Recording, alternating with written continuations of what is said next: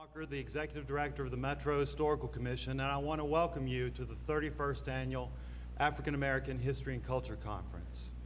We have a great crowd here today. There are actually more than 300 participants attending today, including over 60 students from the John Early Museum Magnet Middle School that'll be here shortly. So that's a new record for the conference, so thank you for being here. I think you'll enjoy today's presentations and performance. Well, the Metro Historical Commission has been honored to be a co-sponsor of this event with Tennessee State University since its creation in 1981.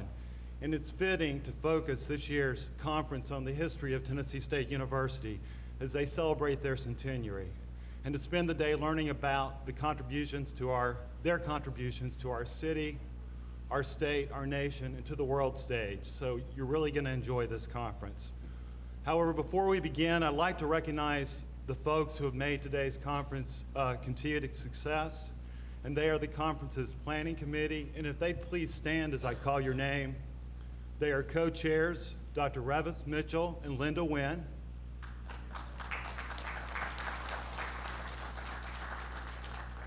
Yildiz Binkley,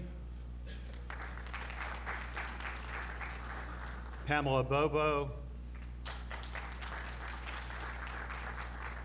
Crystal DeGregory. I think Crystal hasn't arrived yet. Gloria Johnson. Michael McBride. I believe he hasn't arrived yet. Tara Melnick, a MHC staff person. And Sharon Hull-Smith.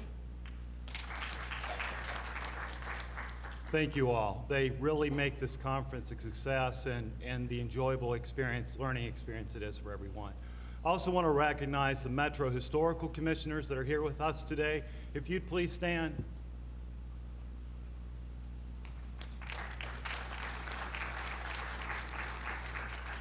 Thank you. And I'd like to thank Scarlett Miles and Avon Ogre and the MHC staff people that are outside at the registration desk working. Finally, it's my honor to introduce Linda Wynn. Ms. Wynn is not only a co-founder of the conference, she's a faculty member at Fisk University in the History Department. She's a noted writer and historian, the Assistant Director of State Programs for the Tennessee Historical Commission, and I'm proud to say she currently serves on the Metro Historical Commission. Ms. Wynn.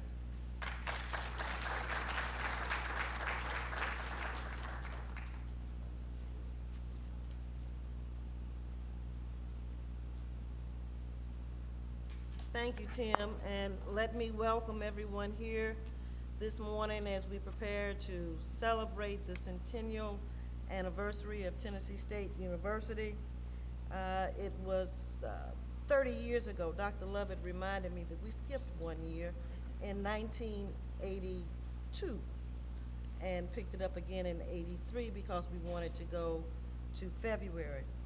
The purpose of the conference when we met back in 1981 was to discuss the possibility of holding an all-day conference for the purpose of presenting papers, projects, and activities related to local African American culture and history. The purpose of the conference was seen as a way to bring these stories to light through an event that would have broad appeal to the community. Your presence today is a testament that the local Conference on African American History and Culture still has broad appeal for the inclusive community. Today, the local conference is proud to celebrate the centennial of Tennessee State University, formerly known as Tennessee A&I State Normal School for Negroes, Tennessee A&I State Normal College, Tennessee A&I State College, Tennessee A&I State University, and Tennessee State University. I am so proud to be a graduate of Tennessee State University. The lessons learned at this great institution of higher learning taught me the true meaning of not only entering to learn, but more important, going forth to serve. I would like to thank the Planning Committee, and especially the Planning Committee would like to thank its corporate sponsor, Cracker Barrel, and Norm Hill is here. Would you please stand? Cracker Barrel has been our corporate sponsor for the last 3 years. I also would like to thank our other financial supporters, including Akibalon, Images, Armok, Frierson Foundation, Holy Trinity Episcopal Church, the Tennessee Historical Society, TSU Friends of the Library, and Spruce Street Baptist Church, which has been a continuous supporter for 30 years. This program would not have been made possible without the participants, Dr. Bobby Lovett, Dr. Gloria Johnson, Dr. Dorothy Granberry, Mr. James Saxton, Dr. Darrell Nettles, Mr. Dwight Lewis, Mrs. Barbara C. Merle, and Drs. Crystal DeGregory and Lee Williams. The committee also would like to thank you for coming out to help make this day a success.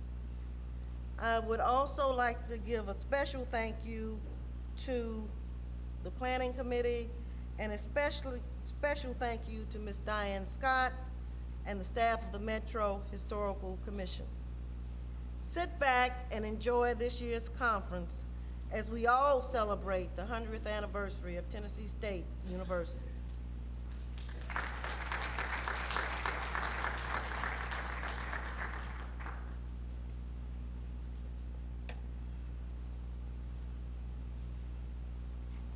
Good morning.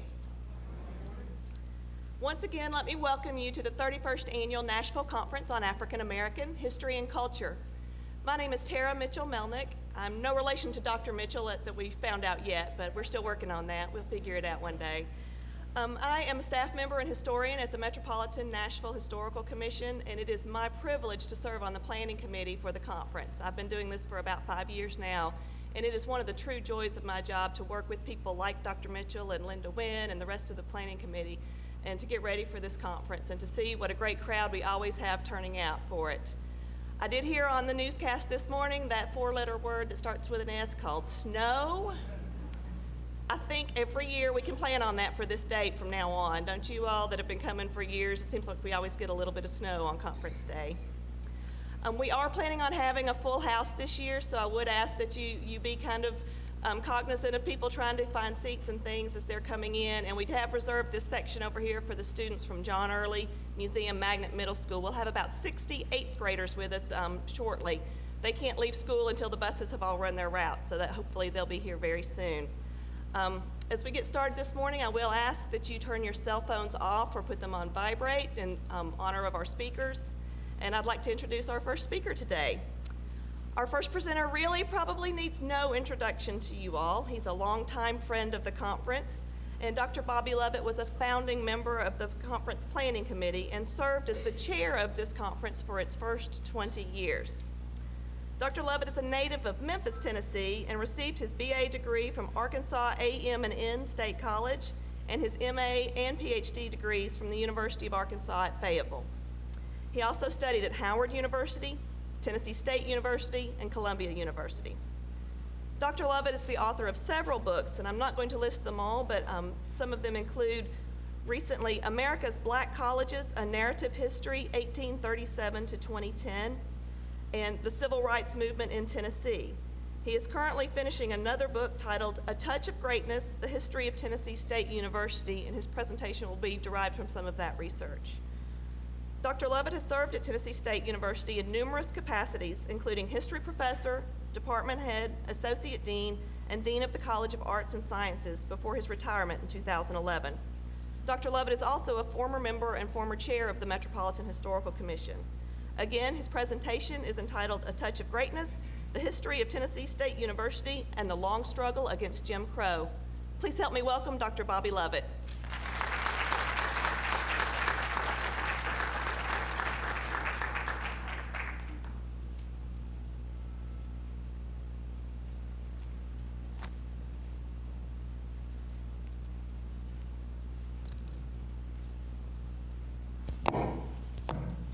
Good morning, and thank you very much.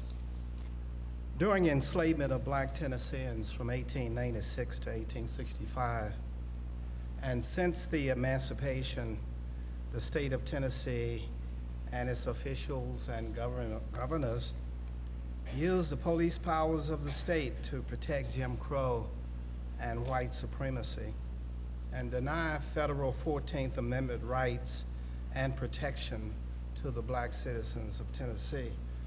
From 1865 until 1950, state of Tennessee officials confidently allowed mobs of women, men, and children to lynch over 200 Negro citizens. In this dastardly social political milieu, from its birth in 1912, Tennessee State University suffered irreparable long-term damage because of unfair treatment, malapportionment of state and federal funds, and brutal retaliations, including the denial of degrees for the Freedom Rider honorees. African Americans are still suffering the effects of unfair racial treatment today. Nevertheless, the resilience of black Tennesseans and of Tennessee State University endured that tragic history and still stood strong and tall for the last 100 years, all with a touch of greatness. In this 20-minute presentation, I will show you some 127 slides that will mesmerize you with the rapid growth of a normal school. The great former slave, abolitionist, and orator Frederick Douglass has warned us that without struggle, there can be no victories. And I warn you that, quote, if you really study black history, be prepared to get a black eye, unquote. The history of TSU represented triumphant pages in American history that should be held sacred.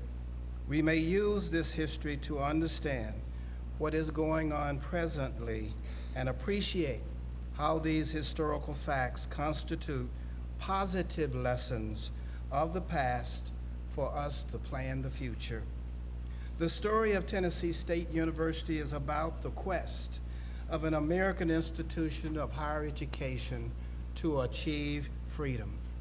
This story is about the complex economic, political, psychological, and social forces that affected the university as they would affect any institution in a dynamic, multiracial American society.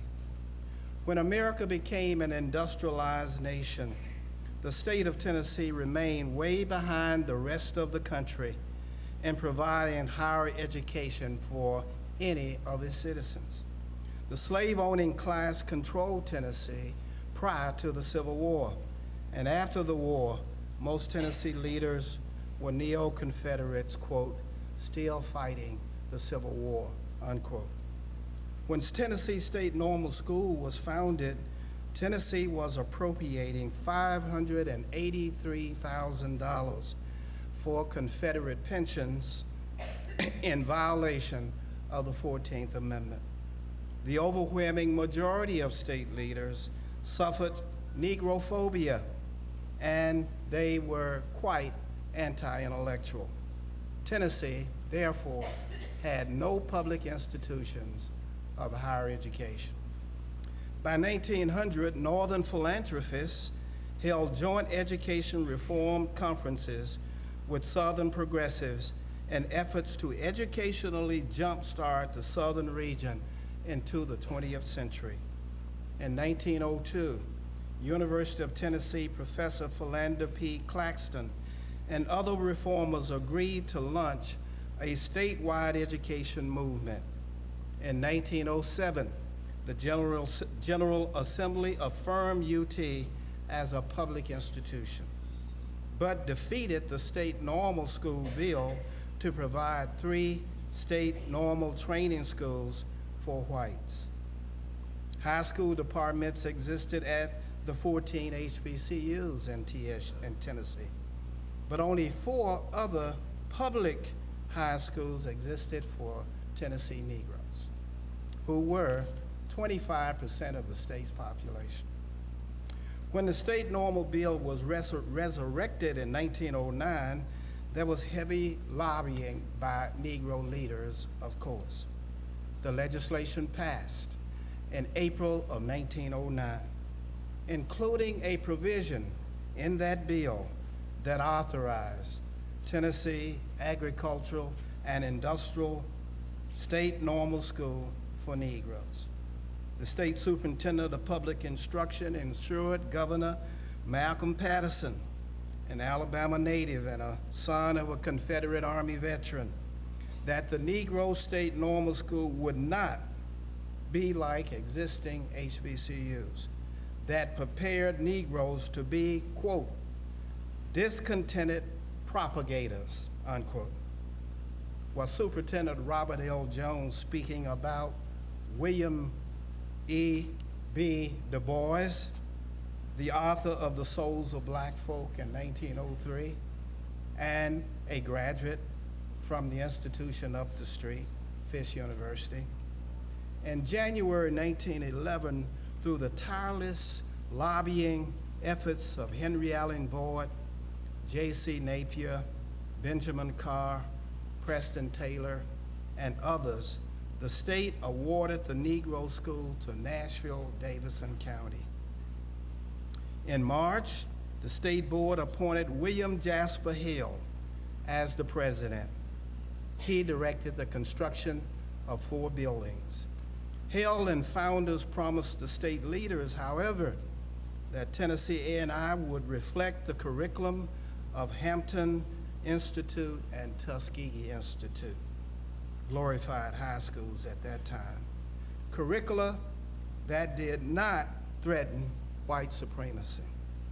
But Hill and the faculty gradually added higher education courses, and I like this one, including a Black history course, cleverly titled, quote, Industrial History.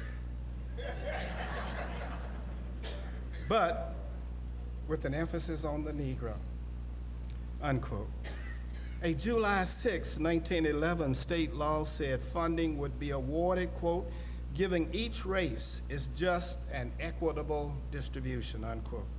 Still, UT shared less than 15% of federal Morrill Fund, land grant funds, with Tennessee A&I, even though blacks by 1912 represented 21.7% of Tennessee citizens. In 1914, it got worse. UT received federal Smith-Lever agricultural funds and shared $2,000. That represents 0.3% of the money with Tennessee A&I. That legacy severely restricted black farming, perhaps even today.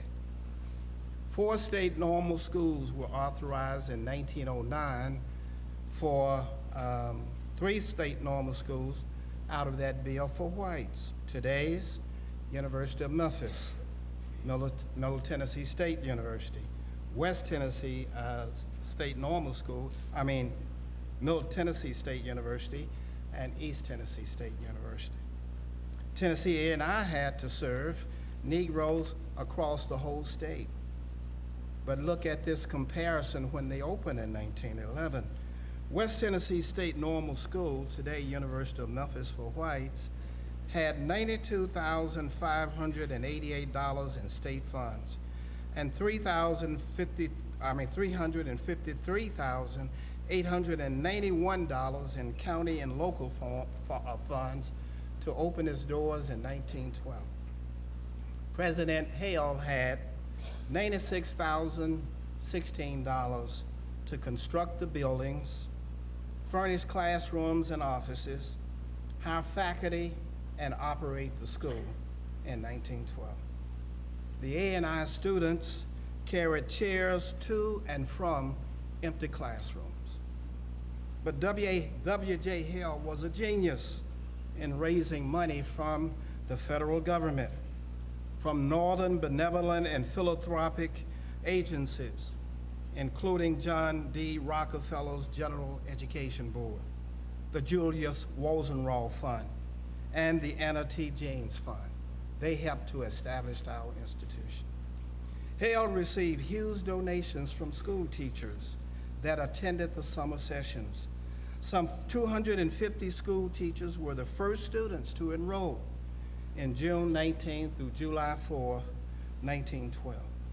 Some 369 students arrived for the regular fall session in September 1912. Indira Hale Tucker said to me that her father, William J. Hale Jr., would hide under the bed, under the big table in the president's home, Goodwill Manor as it was called, and listen to President Hale and others plot strategies against the Jim Crow officials. Hale had supporting networks, including most of the black school teachers in the state were A&I graduates. The Tennessee Negro Teachers Association, the A&I Alumni Association, and the Negro editors of the Chattanooga Observer, Knoxville East Tennessee News, the Memphis World, and the Nashville Globe.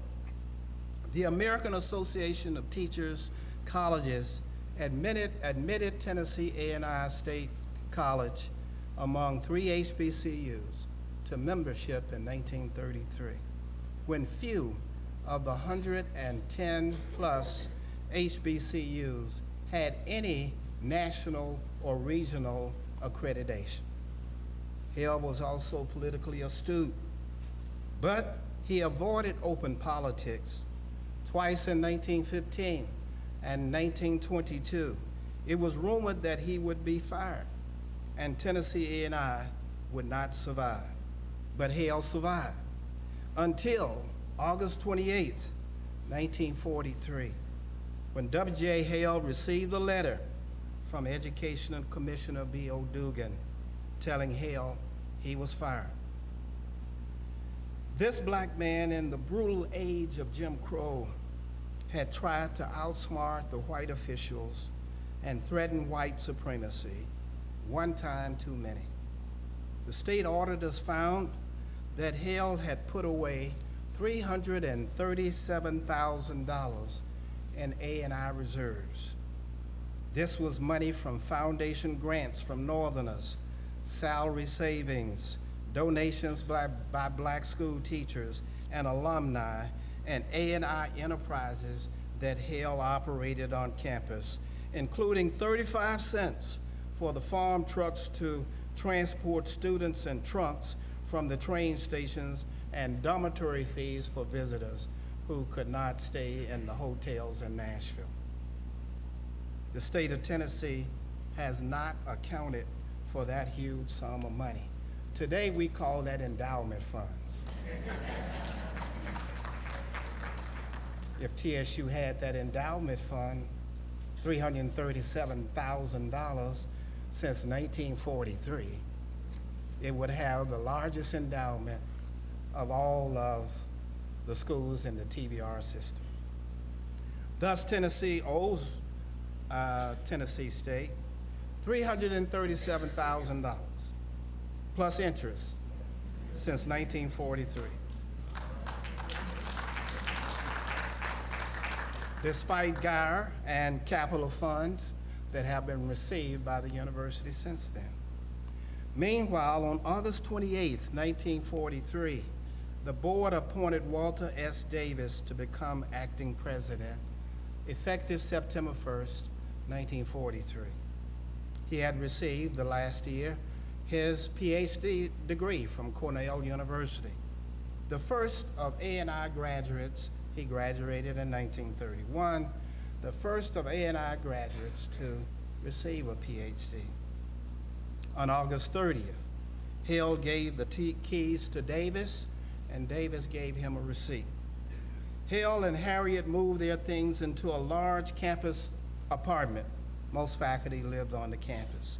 But their enemies persuaded Dugan to evict them. After conferring with Governor Prentice Cooper, whose son today is Congressman Cooper, Commissioner Dugan wrote to Hale on September the 25th, 1943, quote, very harsh letter, to vacate the college campus means that you and your family, with your belongings, establish your residence outside the college campus, unquote. They moved to New York City. Hale, as you can imagine, after 32.5 years, was clearly outdone. Chapter 3 in the book ends this dramatic story with the poetic death of William Jasper Hale on October the 5th, 1944. Harriet Hale was embittered until she died in 1986. She withheld the news from Nashville until October 27th, 1944. His friend Henry Allen Boyd said, W.J. Hale died of a broken heart. Boyd wrote in the Nashville Globe that white officials stole the $37,000. They also cheated Tennessee A&I out of an equitable share of federal funds. Boyd castigated also Tennessee's black community for being afraid to protest. Indeed, through the 1980s, state officials forced TSU to go deep in debt, use and repay bonds to build facilities and start new degree programs. They took every opportunity to force TSU to cut budgets and even cut degree programs down to 2011. TSU yet relies on tuition and fees, federal and private funds for nearly 2/3 of its budget, as I speak, 2012. Meantime, again, the past teaches us how to understand the present and to hopefully plan for the future. Meanwhile, to further cripple the civil rights movement and the A&I students in 1967, state officials under Governor Buford Ellington imposed a 15% out-of-state student enrollment limit.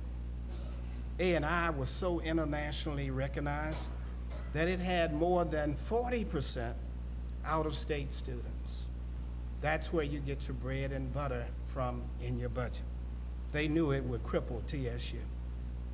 The 1967 Jim Crow attack so devastated TSU's budget that a defiant President Andrew Torrance, whose picture you just saw, wrote a letter about it when he resigned in 1974. Tennessee Jim Crow was brutal, unforgiving to those who dared challenge white supremacy, and still refuses to apologize or repair the damages. Conservative blacks and whites said, that's okay. Let bygones be bygones. Frederick Douglass said, there are no bygones. Quote, the evil men do while they live, said Douglass, continue long after they are dead and gone, unquote. Meanwhile, Z. Alexander Lube, a feared part-time economics teacher at Tennessee A&I State College, helped the NAACP to file a case that few of us pay attention to. William B. Redmond versus University of Tennessee, 1937, appeal 1939. He was, Redmond, a graduate of Tennessee A&I State College, that forced the Jim Crow officials to establish scholarships so that Negro graduate students could attend out-of-state graduate and professional schools. Negro attorney Carl T. Cowan and 6 graduates of Knoxville College filed another civil rights case that we hardly think about. Michaels versus University of Tennessee, 1940, and again appealed it in 1941. That caused the General Assembly so much fear that they recognized the separate but equal clause of Plessy versus Ferguson since 1896. Tennessee officials no longer could ignore with arrogance and disdain the American 14th Amendment that guaranteed all citizens equal protection of the laws. Tennessee officials were so mortified of the United States Supreme Court and the NAACP constant lawsuits that they, in 1944, resolved, quote, that Tennessee A&I State College for Negroes must be made equivalent to UT for white students, unquote. That is a General Assembly resolution. State education officials were authorized, therefore, to organize a graduate school at Tennessee A&I State College by June of 1942. It's the oldest graduate school among all the public HBCUs in this country today. And Tennessee signed contracts with Meharry Medical College and Atlanta University to educate Black Tennesseans seeking degrees in social work, medicine, pharmacy, dentistry, and nursing. In 1942, another A&I graduate, Clarence B. Robinson, head of the Negro Teachers Union in Chattanooga, won in federal court a teacher pay equity case with the help of the NAACP's Thurgood Marshall. A Fisk graduate, Harold Thomas, won a similar case against Nashville in 1943. The civil rights movement started out of here. The federal judge ended the Thomas case in Nashville by asking the defendant's counselor, quote, "Counselor, can a Black teacher buy a loaf of bread and a bottle of milk cheaper than a white teacher?" Unquote. The case was won. In 1950, 6 students, to end up quickly, and the NAACP sued the University of Tennessee. These suits have been going on since 1936. Because NAACP cases were won in Oklahoma and Texas in 1950, Tennessee officials threw up their hands, gave in, and admitted the 6 Black graduate students in the fall of 1951. Like they did in 1941, state officials tried to show that, Mr. Federal Court, we are doing all right by Tennessee State. And so, in August 1951, they renamed the institution Tennessee A&I State University. But it was only a university in name. But the battle against Jim Crow continued, even after the United States Supreme Court announced on May 17, 1954, Brown versus Board of Education. After the Guy higher education desegregation case merged TSU and UT in 1979, the TSU student leaders of the 1980s and the 1980s became even more defiant than they were as students in the 1960s. They fought against the unfair treatment, unfair 1980 Guy settlement imposed by white plaintiffs and a former state politician, now federal judge, Thomas A. Wiseman. In 1986, SGA President Greg Carr recalled, to show you the militance of these students, quote, "No longer would we students listen to Blacks who dare to tell us to be quiet and suffer the indignities that our fathers and grandfathers had suffered, that was so easy to succumb to. We would dare to dream," unquote. Greg's brother became president of the Student Government Association at TSU, and here's what he recalled, quote, "We all changed the world in a positive way in 1990. It was a cold evening in February, and the students had just left the administration building after locking it down for 2 days. Surrounded by 100 policemen in full riot gear, this is 1990, we were not sure what to do next. But we knew, as Torrance had said in 1972, we had to do something. So we started walking and then marching to the president's residence, chanting, "No sellout, no compromise." I turned and looked back, and there was a sea of people locked arm in arm in the middle of John A. Merritt Boulevard. There was they were from sidewalk to sidewalk, covering 3 traffic lanes. It changed my life because at that moment, like never before, I understood the power of possibility, unquote. Students continued to fight against racism that had become embedded in the very fabric of the institution itself.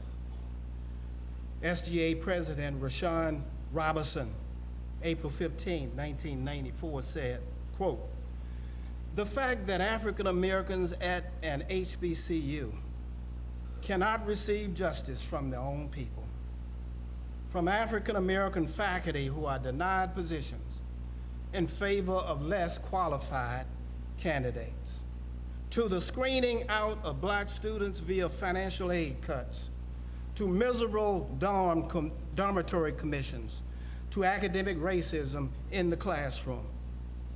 They originate from the same common stand of racism and evil that permeates our American society," unquote.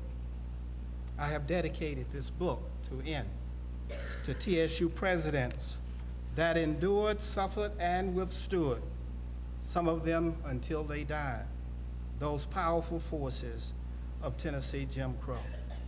William J. Hale, Walter S. Davis, Andrew P. Torrance, Frederick S. Humphreys, Otis L. Floyd, James Hefner, and Melvin Johnson. Nobody knows the behind-the-scenes trouble TSU leaders have seen since 1912. And to the most courageous former students and alumni who attacked Tennessee Jim Crow head-on, risking their lives and their careers while protecting TSU. I also dedicate this book because they entered to these students because they entered to work and learn and bravely go forth to serve admirably across the world. In conclusion, despite its humble beginnings as an HBCU and this arduous journey over a road watered with tears of African American ancestors, TSU has become the most racially diversified institution of higher education in Tennessee. By 1912, she served nearly 10,000 students compared to 356 in 1912. TSU's 21st century students represent a diverse body of 75% black, 22% white, and 3% others, originating from 42 to 52 countries. The largest percentage of international students of any institution in the state of Tennessee, except Vanderbilt University. 86 of 95 of the Tennessee counties have students at Tennessee State, and 45 of the 50 American states. TSU has some 434 full-time and 167 part-time faculty members, 43% blacks, 42% whites, and 15% Asian, Hispanic, Indian, and other ethnicities, compared to just 13 faculty members in 1912.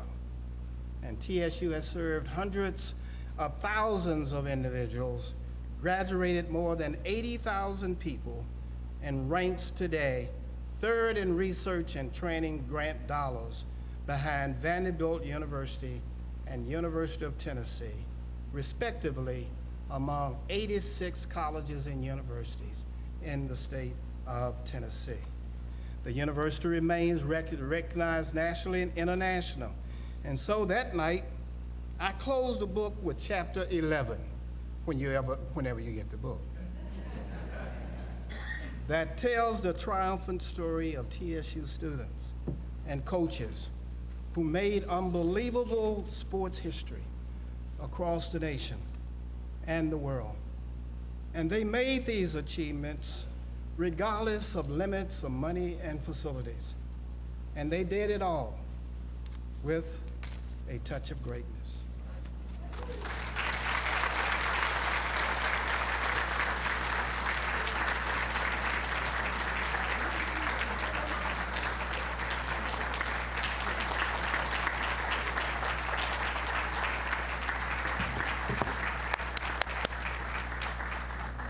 The planning committee established an award. You can do that.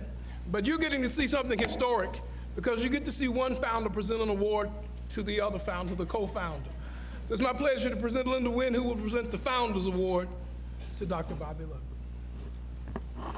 Bobby, in recognition of your longtime service in this community, to the history of Nashville and to the state of Tennessee, for your longtime service as a professor, dean, head of the department at Tennessee State University, it is my honor to present you the Founders Award, and it reads, presented to Dr. Bobby L. Lovett for your pioneering accomplishments in research, presentation, and preservation of the African American history of Nashville, Tennessee.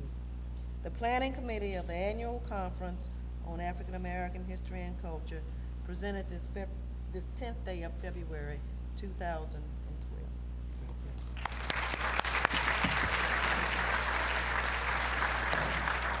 The committee also wanted to commission something special. So we asked Dr. Lovett's longtime colleague, Professor Ted Jones of Tennessee State, to create something uniquely for Bobby Lovett. So we present to Bobby Lovett this creation, this repoussé from Ted Jones.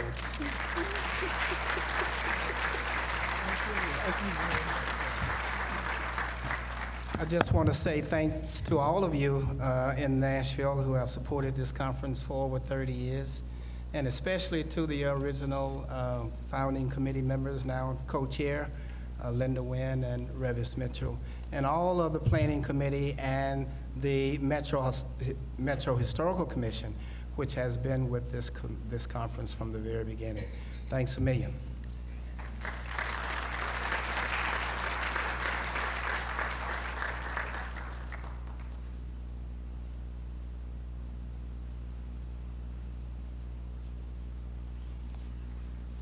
Our next presenter this morning also needs no introduction to those of you who have been coming to the conference. She's another longtime friend of the conference and also a member of the conference planning committee. Dr. Gloria C. Johnson is a native Nashvilleian and an alumna of Tennessee State University, where she currently serves as interim dean of the College of Liberal Arts. Dr. Johnson has been associated with Tennessee State University for 40 years, first as student, then instructor, then professor of English, University College English coordinator, head of the Department of Languages, Literature, and Philosophy, and associate dean of the College of Arts and Sciences. Dr. Johnson received her master's degree in English at the University of Illinois in Urbana-Champaign and her PhD in English at the University of Tennessee in Knoxville. She is active in national professional organizations and serves on boards and in public service organizations throughout the Nashville community. She's a proud member of Delta Sigma Theta and serves as advisor to the Alpha Chi chapter at Tennessee State. The title of Dr. Johnson's presentation is Women Administrators at Tennessee State University. Please welcome Dr. Johnson.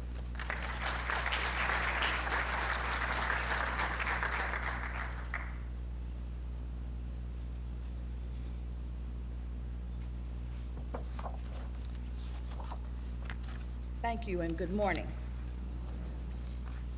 Last year, as we began to plan for the approach of the centennial for Tennessee State University, we also received our first woman president, Dr. Portia Holmes Shields, whom you'll meet later today. And we began to think about the role of women in the life and history of the university. As we look back, we are well aware of the names and roles of men who founded the institution, and you've seen many of their pictures this morning through Dr. Lovett's presentation. And others who were part of the academic leadership. But what about the women? Even as we view the picture of our first faculty, there were a number of women, but we know little about them. In fact, the early faculty pictures, I'm trying to get the early faculty picture. The early faculty pictures show a number of women, and in every picture we see after that, there are at least 17 to 20 women faculty. Now, these faculty were instructors in the normal school and taught basic courses such as science, mathematics, domestic service, English, music, and writing. But many also served in other kinds of roles as matrons over the student residence halls or the housekeeping and eating facilities. There were a number of them that were very early faculty members as well as outstanding administrators. One of the first was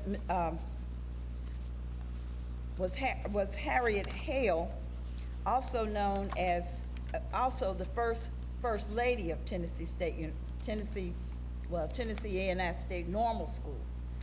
Mrs. Hale was the wife of William Jasper Hale and organized and headed the commercial department, the university's first business department, and the precursor of our College of Business now. From 1916 to 1943, she worked for the university. Mrs. Hale held degrees from Fisk University. She had completed Fisk in 1912, also from Bryant Stratton Business College, a master's from Columbia University, which she received in 1921, and a second bachelor's degree from Tennessee A&I in 1926. In addition to Mrs. We're going backwards.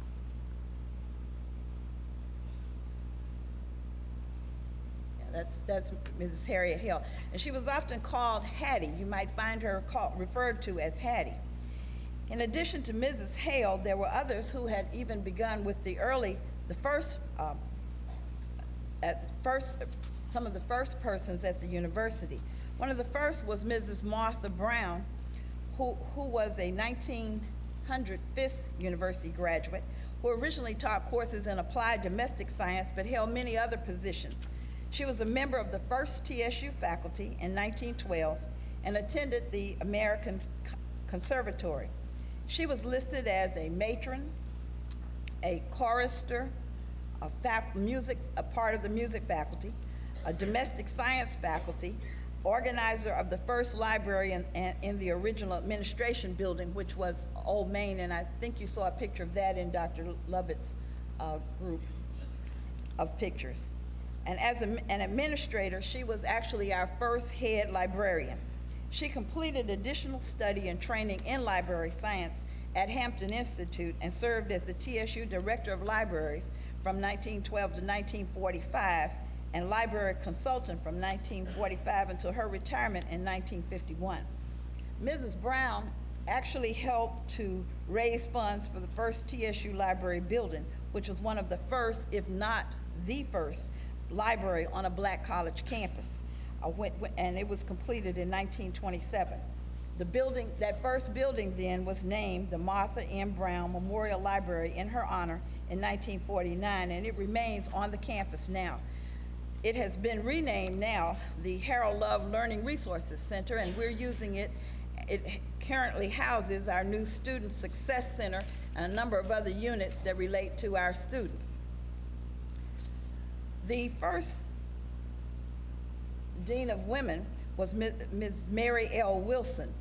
Ms. Wilson arrived on the campus of Tennessee A&I State Normal School in 1916. A West Indian, Mrs. Wilson studied at the State Normal School in Albany, New York, and at Columbia University, using her first year at the four-year institution. During her first year at the four-year-old institution at TSU, she taught all the grades, followed in 1917 as a teacher of English, and in 1918 as a teacher of mathematics. During this period, she also served as the Dean of Women. From 1919 through 1930, Ms. Wilson served only in the capacity of Dean of Women. And during the academic year 1931 to 32, she served as Director of Social Activities. A women's dormitory was named for her, and it was on the west side of the campus of the large Wilson Hall. That particular building has been demolished, but there is another Wilson Hall now, which is our largest residence hall on the campus. By 1922, when the college department was added, some of these women had completed advanced degrees, and as I've mentioned, many of them had gone back to school and completed master's and other degrees. And they worked at TSU, and many others were hired with advanced degrees. In 1926, the Radio, which was a publication of students at Tennessee A&I, listed several women faculty, and many were designated as department heads or other administrators. Many of those administrators, however, were the first dormitory matrons or others who worked in the administration there.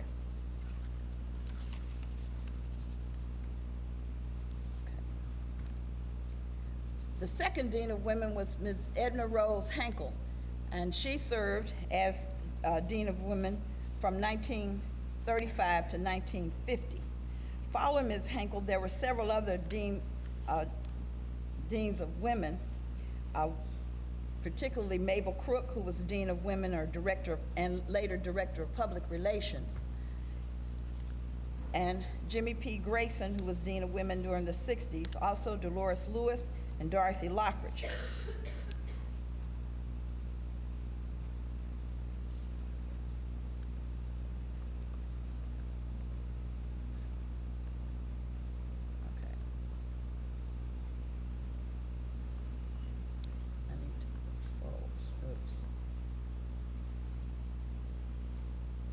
That's Martha Brown, Lois Daniel. Other professors and noted women among the TSU faculty were Laura M. Everett. Ms. Everett was a professor of English, but also served as the head of the Department of Expression. She also was listed as being away from the university at Columbia University during one of the periods that I was looking for the administrators at that time, but she had been ahead. She is also the author of she also wrote the words to the TSU alma mater, "In the land of golden sunshine" is her phrase.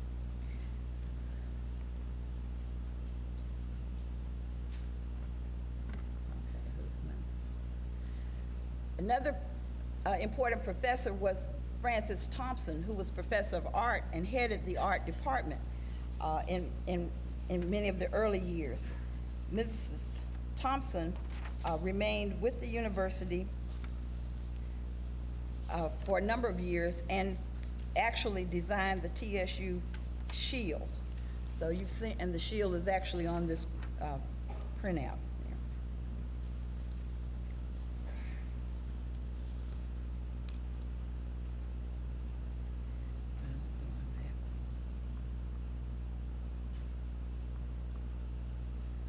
Okay, this is Mabel Crook, one of the Dean of Women. Jimmy Grayson, Dean of Women.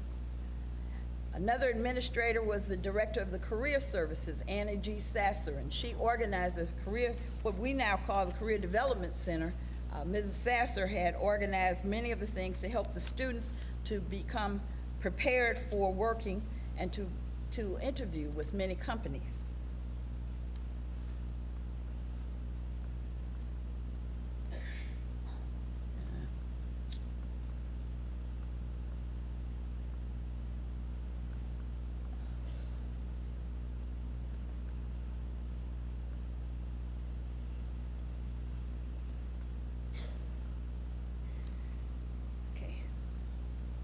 Our first vice president, and that would be one of the persons who's right after the president, was the vice president for student affairs, Barbara C. Merle. She was the first woman vice president. Mrs. Merle has cited many things that she was first of all, that she was very honored to be the first female vice president at Tennessee State University.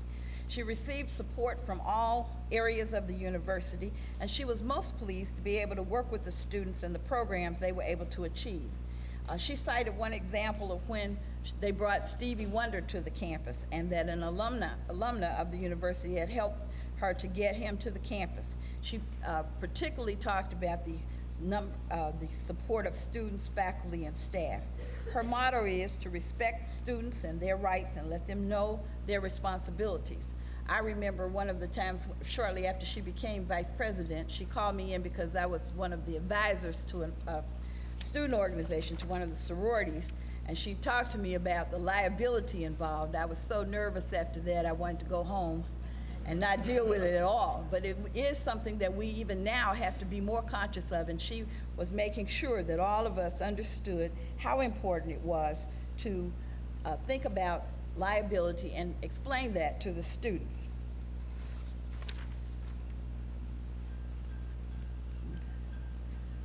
This is Ms. Alma Dunn-Jones, who was also a professor of English and the coordinator for the freshman English program for a number of years. And the coordinator works under the department head, so she's a middle or coordinator or administrator. Now, after Mrs. Merle, there was another vice president. First was the vice president for academic affairs, Mary Berger. I was not able to find Dr. Berger's picture, but she was the academic vice president for a short period of time in the 1980s, followed by Dr. Annie Wynn Neal, who was the vice president of academic affairs, and she became our second woman TSU Vice President for Academic Affairs.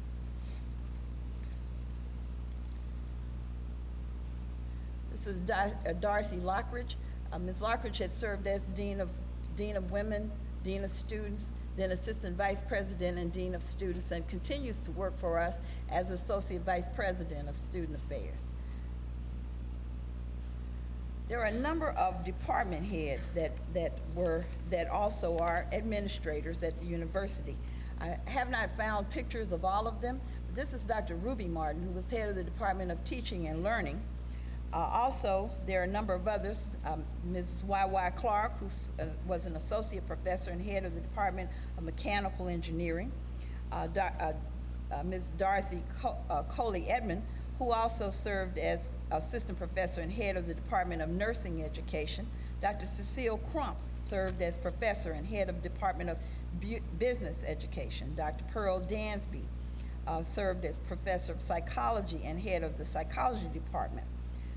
Ms. Maddie Flowers served as professor of home economics education, head of the Department of Home Economics.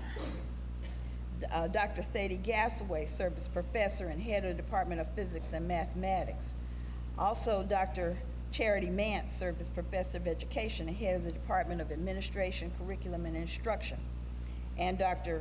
Tyree Miller also served as the head of the Department of English and later became associate dean in the graduate school and was the first dean of the University College, which was a program of the first two-year program at the university.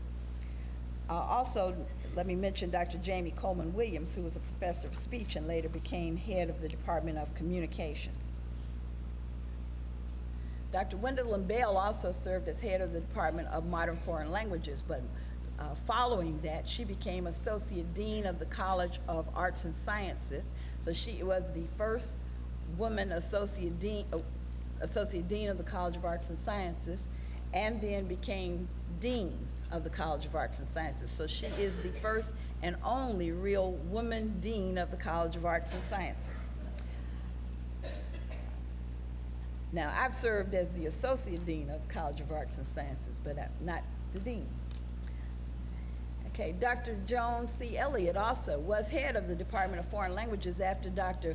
Bell became Associate Dean, and then she became Director of the Honors Program, which made her the first woman director of the University Honors Program, and she's followed by Dr. Sandra Holt, who is currently the Director of the Honors Program.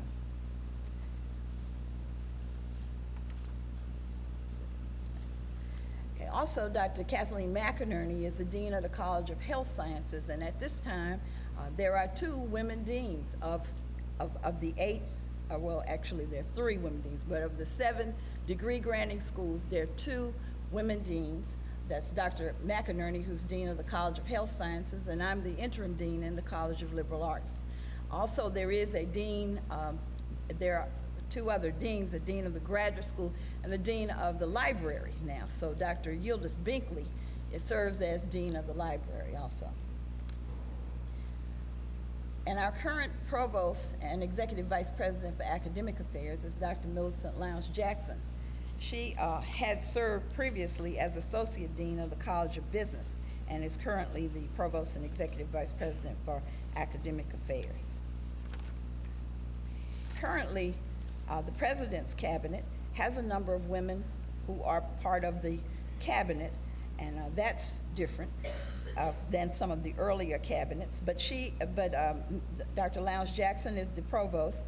There's a vice president for business affairs, Ms. Cynthia Brooks, who continues to be the only woman vice president for business affairs.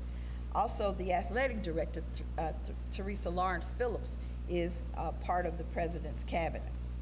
In academic affairs, as I mentioned before, there are 9 deans, the graduate school dean and the library dean, and 7 of the academic deans, but 2 women. There are consistent positions that have been held by women throughout the life of the university. There have been women always who were dean of women or dean of students. There were residence hall administrators or professional staff. There were also always the administrators in home economics, or what is now family and consumer science, were always women. And in the nursing program, for the most part, the administrators, all of the department heads and the deans have been women in nursing.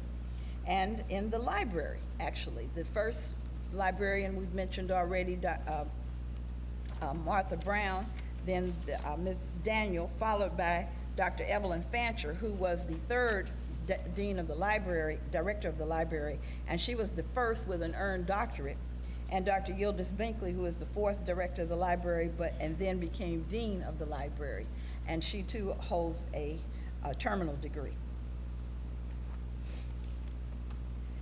As you can see, there have been a number of persons who have come through the ranks and who have also been part of the women who head the university or who have operated with the university. However, there is still more that could be done. And as I mentioned before, our current president is Dr. Portia Holmes Shields. She's interim president, but as she says, she's the 8th president and first woman. She has retired from Albany State University as president and has served as president at Concordia College also. Dr. Shields and other women leaders bring a fresh and different vision for the university and usually a unique leadership style. One of the things that we can count on is that the women probably handle things a little differently than some of the men. For instance, Dr. Shields is very student focused and has made many changes to improve services to students at the university. Her theme is, a change is gonna come. And when we first met her last year on January 2nd, she played the music to Sam Cooke's Change is Gonna Come, and we have seen many changes in that time. However, there are a number of things that could be continued to be focused on in terms of women leadership at Tennessee State. First of all, there still need to be more women in the sciences and women administrators in the sciences. We mean even women professors in the sciences. Also in engineering, because while we've talked about Mrs. Clark, and a few others that have been there in engineering, they're still largely male. Also, many of the top administrators continue to be male, and there could be many more of the women that we see from this. I would like to particularly thank Mr. Fletcher Moon, a reference librarian, and Mrs.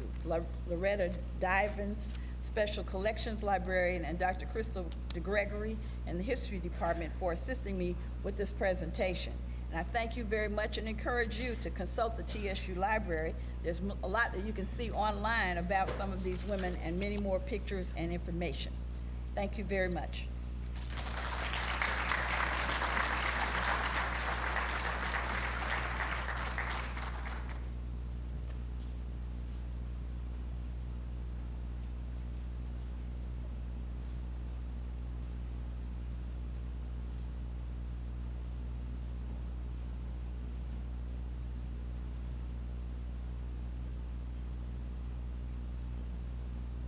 Thank you, Dr. Johnson. We're going to let the students from John Early come in. Welcome you all this morning.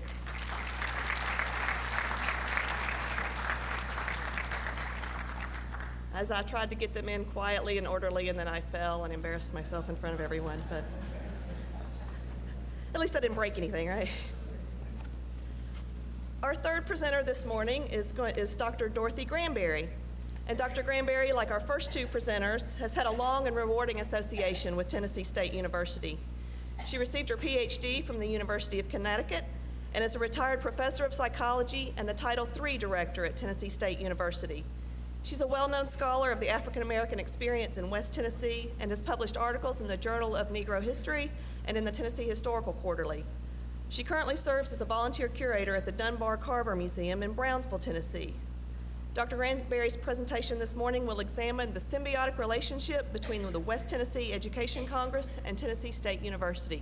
Please help me welcome Dr. Dorothy Granberry.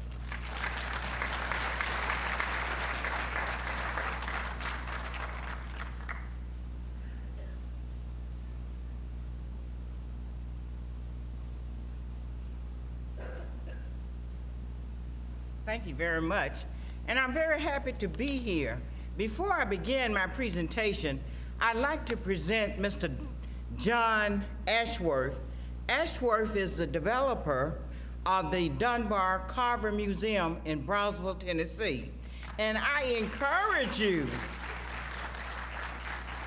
on your way to Memphis, stop by and visit the Dunbar Carver Museum in Brownsville, Tennessee. What we're trying to do there is to tell the history of Haywood County from the perspective of African Americans. I think if you come by to visit us, you certainly will be pleased. Okay, now, I have a clicker up here, they tell me, and I have to tell you I'm mechanically challenged. So if it doesn't work, you know, I'll wave my hand, okay? All right. Now, the other thing, I have to take my glasses off to read, and consequently don't see any of you now. For approximately half a century, the West Tennessee Education Congress and Tennessee State University maintained a complementary relationship that included the provision of services and personnel by TSU and the Congress serving as a major pipeline for students to TSU. The following is a brief account of this relationship. The West Tennessee Educational Congress, called the WTEC, began in 1902, a decade before the advent of Tennessee Agricultural and Industrial School in 1912. However, both institutions grew out of the movement in the Tennessee African American community to increase state support for education of African Americans. For more than half a century, the two institutions maintained a symbiotic relationship that included educational outreach and extension services by TSU and Congress members, steering their best and brightest students to this school for greater service on the Cumberland's fertile shore. 22 early 20th century educators from West Tennessee founded the Congress in 1902. Here we go. Okay. I will briefly present 9 of the 22 founders. The picture that you see here is a picture of the school in Martin, Tennessee. Professor Johnson, who was one of the founders, Professor J.W. Johnson, was the principal of the Martin Colored High School in Weakley County. He was also first president of the Congress. The first organizing conference for the West Tennessee Educational Congress was held at this school. The school was later named and a new building was built was later became Weakley County Training School. A second founder is Professor A.R. Mary. Mary was principal of the South Jackson School in Jackson, Tennessee, and the second president of the West Tennessee Educational Congress. The school Professor Mary headed was renamed Mary High School to honor him. The third of the founders is Professor T.M. Stegall from Humboldt, Tennessee. Professor Stegall was principal for 36 years. The school where he served was also named for him in honor of his long tenure. Joining Professor Stegall in creating the West Tennessee Education Congress was Mrs. Ollie E. Stegall. Mrs. Stegall was the wife of Professor T.M. Stegall. She was originally from Virginia and was a graduate of Virginia Union. Still another founder was Professor J.R. Gloucester, who was from Brownsville, Tennessee, where he headed the Dunbar School. Professor Gloucester came with his family to Brownsville in 1886, following graduation from Roger Williams University in Nashville, and he headed the school in Brownsville for almost 30 years. Other founders were Professor B.F. Booker, the principal at Trenton, Tennessee, Mrs. Jenny Booker, also from Trenton, Tennessee, Professor G.F. Porter from Jackson, Tennessee, who served as the 5th president of the organization. Oh, I knew it would happen. And Mrs. Florence Nelson from Ripley. Now, as you can see, there were men and women involved in founding the West Tennessee Education Congress.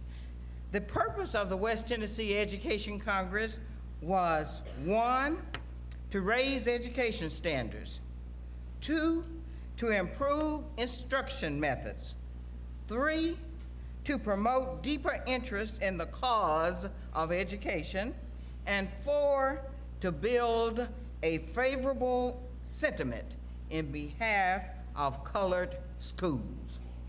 The founders of the West Tennessee Education Congress were very conscious of the benefits of an organized body for increasing financial support for African American education and promoting continuous professional improvement.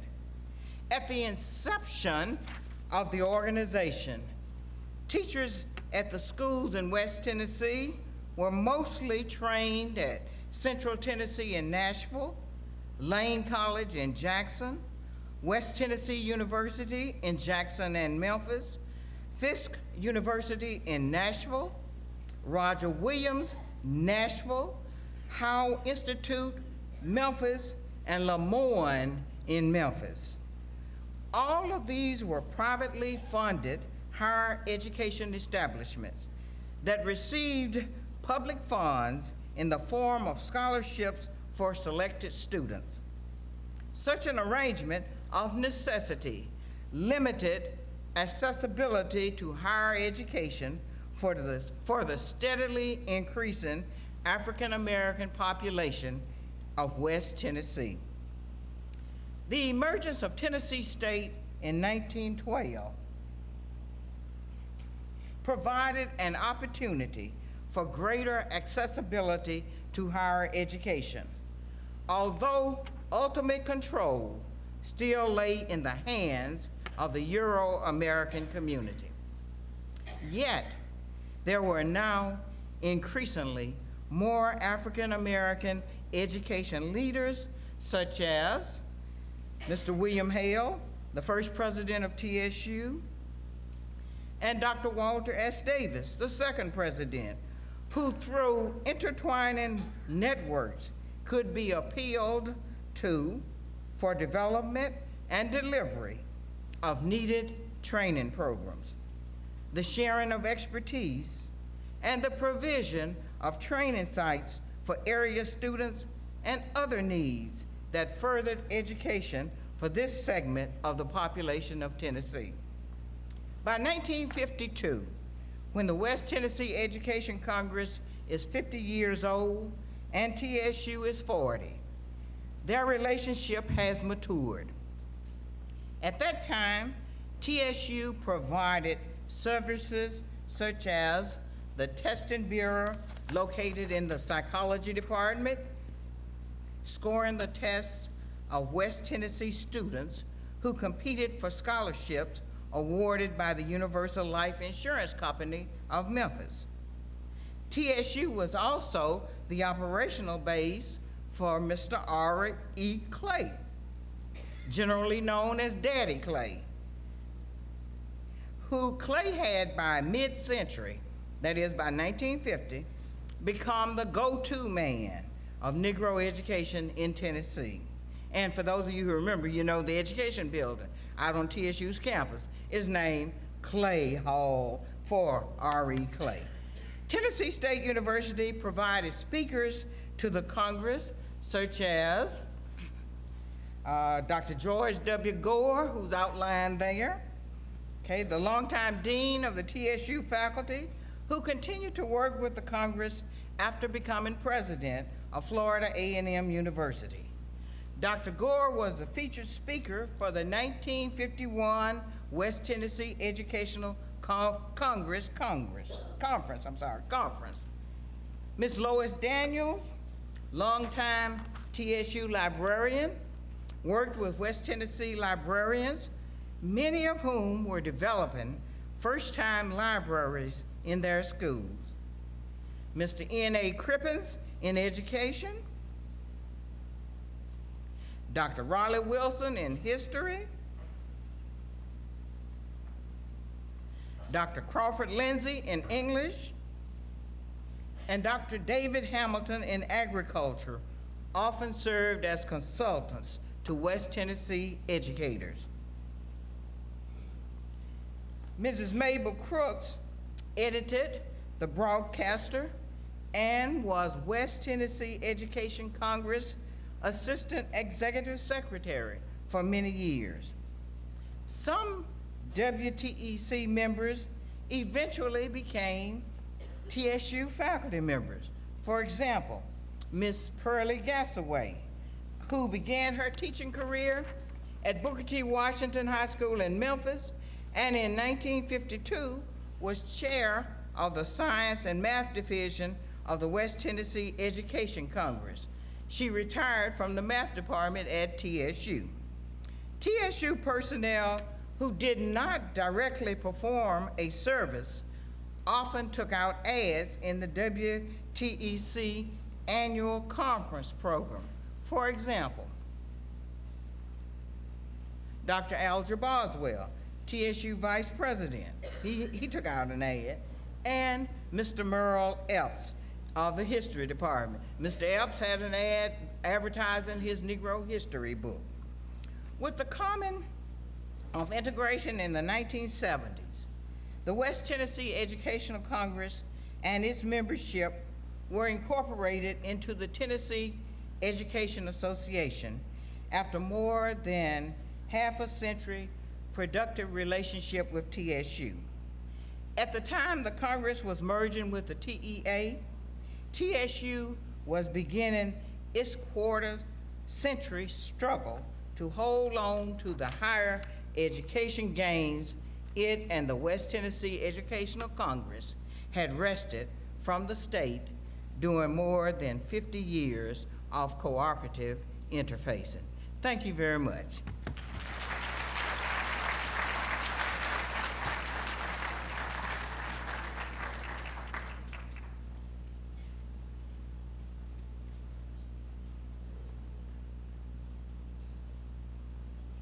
Thank you, Dr. Granberry. It's now time for a short break this morning, so we're going to reconvene in here at about 11 o'clock, and Dr. Mitchell will be rallying the troops at 11.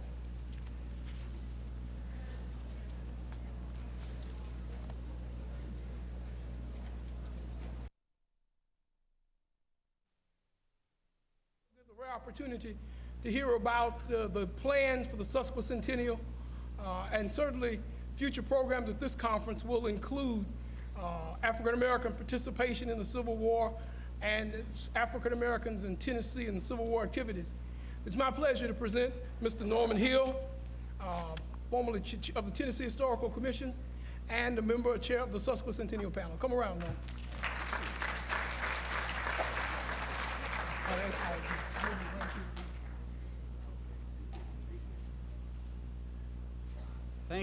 Thank you, and good morning. Good morning. Gosh, it's always good to see the students here. Can everybody hear me okay? Everybody good? Okay, good. I can hang back here a little bit then. You know, the first time I came here, I don't know if any of you remember it, but I came here with a Civil War uniform on. You guys really missed it. It was really something. I walked in and I had my blue Civil War uniform on and I had a gun. Now, when you walk on campus with a gun, you get attention. So, but it was just it was a replica. So and that's one of the things you do when you do Civil War reenacting, and you want to get attention first and get people asking questions. Well, first of all, I want to answer a few questions over for you. First of all, again, I'm president of the Cracker Barrel Foundation, and we're Cracker Barrel Old Country Store located in Lebanon, Tennessee. We've got about 60,000 employees and about 600 restaurants across the country. This is our home base. And as you know, if you ever walked into a Cracker Barrel, you realize that much of our business plan is based on history and preservation. I like to say we've probably got the largest museum system in the country because every one of our restaurants is a museum. And we do tend to try to preserve that. Some of my experiences, I've been with Cracker Barrel now for about 16 years, and if you've ever been into one, you see some of the changes in those restaurants. I had to go into some of my personal collection and make sure we had lots of pictures of African Americans of the period, because not that it wasn't intentional not to have them in the stores, but they just weren't available.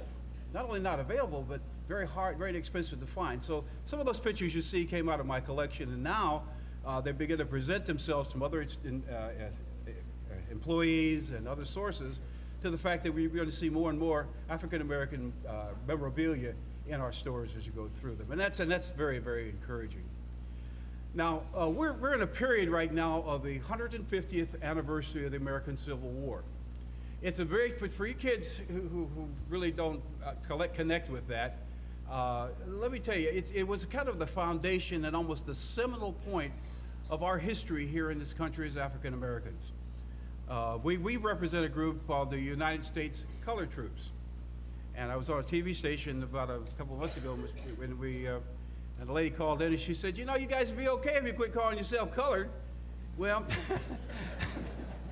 I said, and of course, it would not be true to history if we didn't represent what it was. At that point in time, the term colored was used, was actually a compliment that denoted a certain stature of these men and women. So you're living right here in the Middle Tennessee, here in the Tennessee community, and it's an extremely historic area. Before I came here, I lived in South Carolina. I know we did a lot of things in Charleston, and you probably saw the movie Glory. Do you remember Glory with Denzel? And and he marched up there, and the guys all got shot. Well, we did a lot of that, and I want to tell you, one thing I always find out how curious it is that most of the people who attend the reenactments or the lectures or any events that we as Civil War reenactors do, most of them are white. It seems that African Americans, it's a period in our history that seemed to be so painful and so obscure that we want to block it out. I encourage you to tell you that, listen, don't block it out. Embrace it. Take a look at what our ancestors did to get us here today. It's very difficult for me when we had Martin Luther King Day, and our minister said, we got to reintroduce Martin Luther King to the kids, youth of today. Yeah. And to me, it just happened yesterday. And to many of you, it does too. But don't block out the history. What got you here?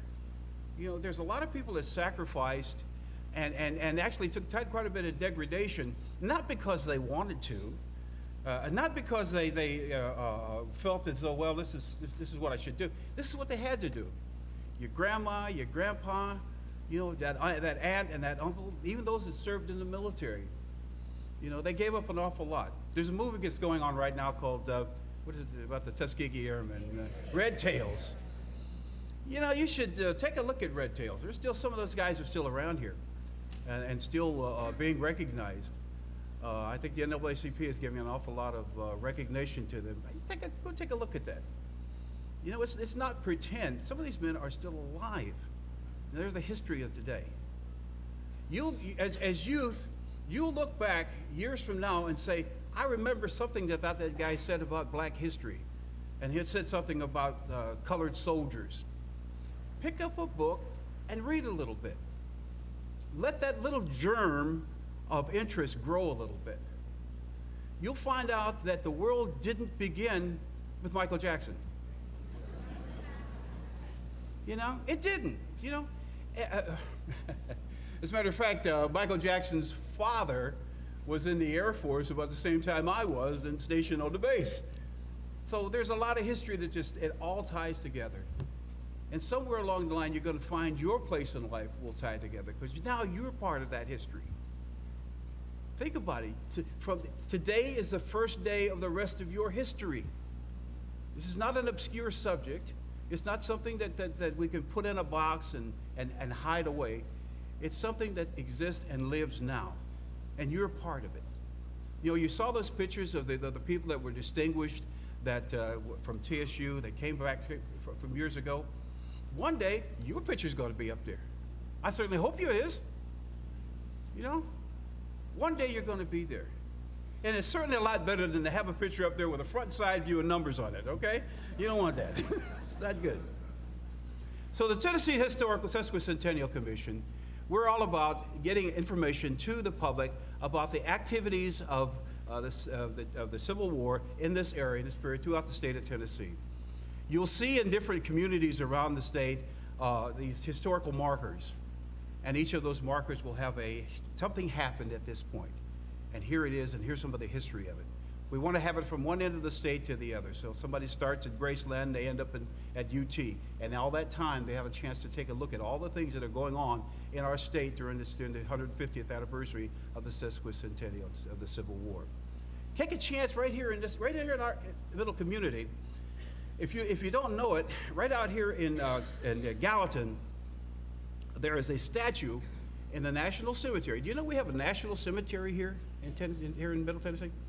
It's a national cemetery, and right in the middle of that cemetery is the statue of an African-American Civil War soldier. It's the only one in the country in a national cemetery. It's the only one. It's been recognized by the Smithsonian, and it's up for inclusion in the African-American Museum on the Mall in Washington. So there's a lot going on. There's that statue. Right over here, if you haven't had a chance, see Fort Nagley. Here's a fortification that was built by conscripted, that means forced, conscripted African-American labor during the Civil War. Now people would think, oh God, it's terrible. They dragged those people out of the churches and made them work and go up there and build that fort. Well, let me tell you what, given the choices of building that fort or going back into slavery, which one would you choose? They built a good fort, it's still there. They meant for it to stay there. So, well, it's been renovated, of course. But one incident occurred when the Southern troops were on attack to Nashville. They were approached, and the African Americans who were there building that fort, those laborers said, look, give us some guns, let's defend us. Yeah, we want to stand here and defend that. And they didn't give them guns. They weren't quite that trusting yet, but they did. But so we stood there with picks and shovels through the night, protecting what they had built, knowing that that was the key to their future freedom.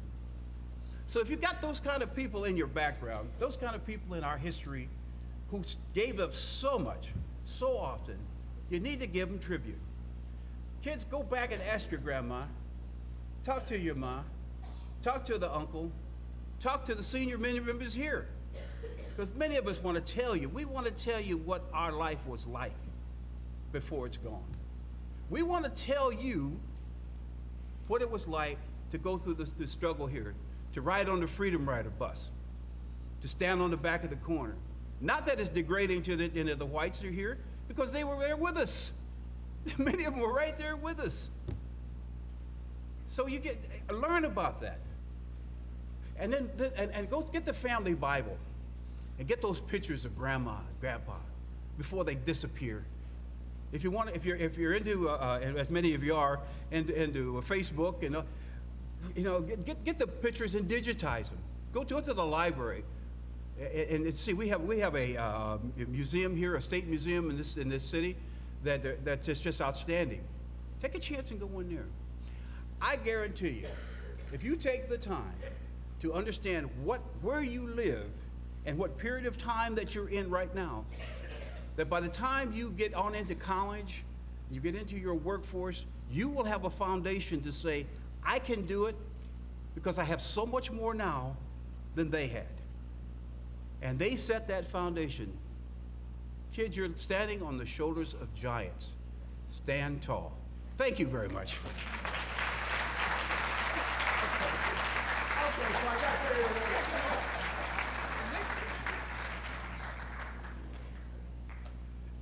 And remember, next year, sesquicentennial, maybe in a uniform.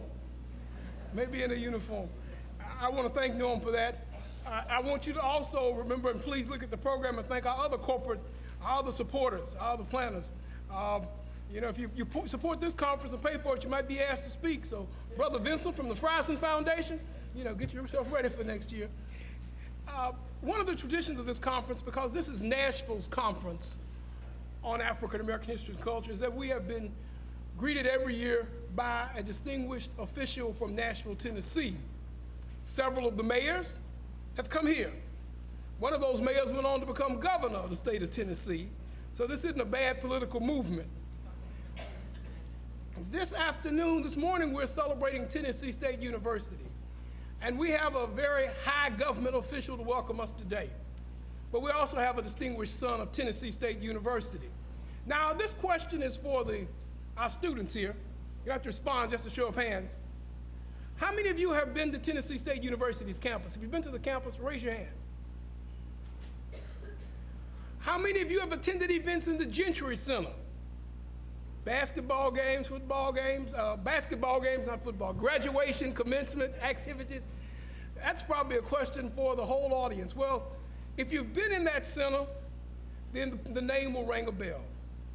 It is a pleasure to present, an honor to present, a distinguished alumnus of Tennessee State University. And today, the criminal court clerk for Nashville, Metropolitan Nashville, formerly served as vice mayor and a member of the Metro Council.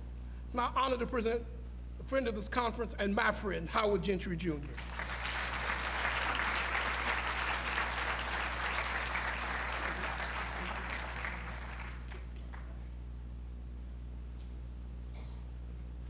I appreciate that introduction. I'm glad you didn't tell them how long we've been friends.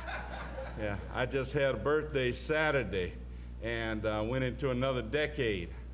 Can anybody guess which one that is? I wish. Go up one more. I turned 60.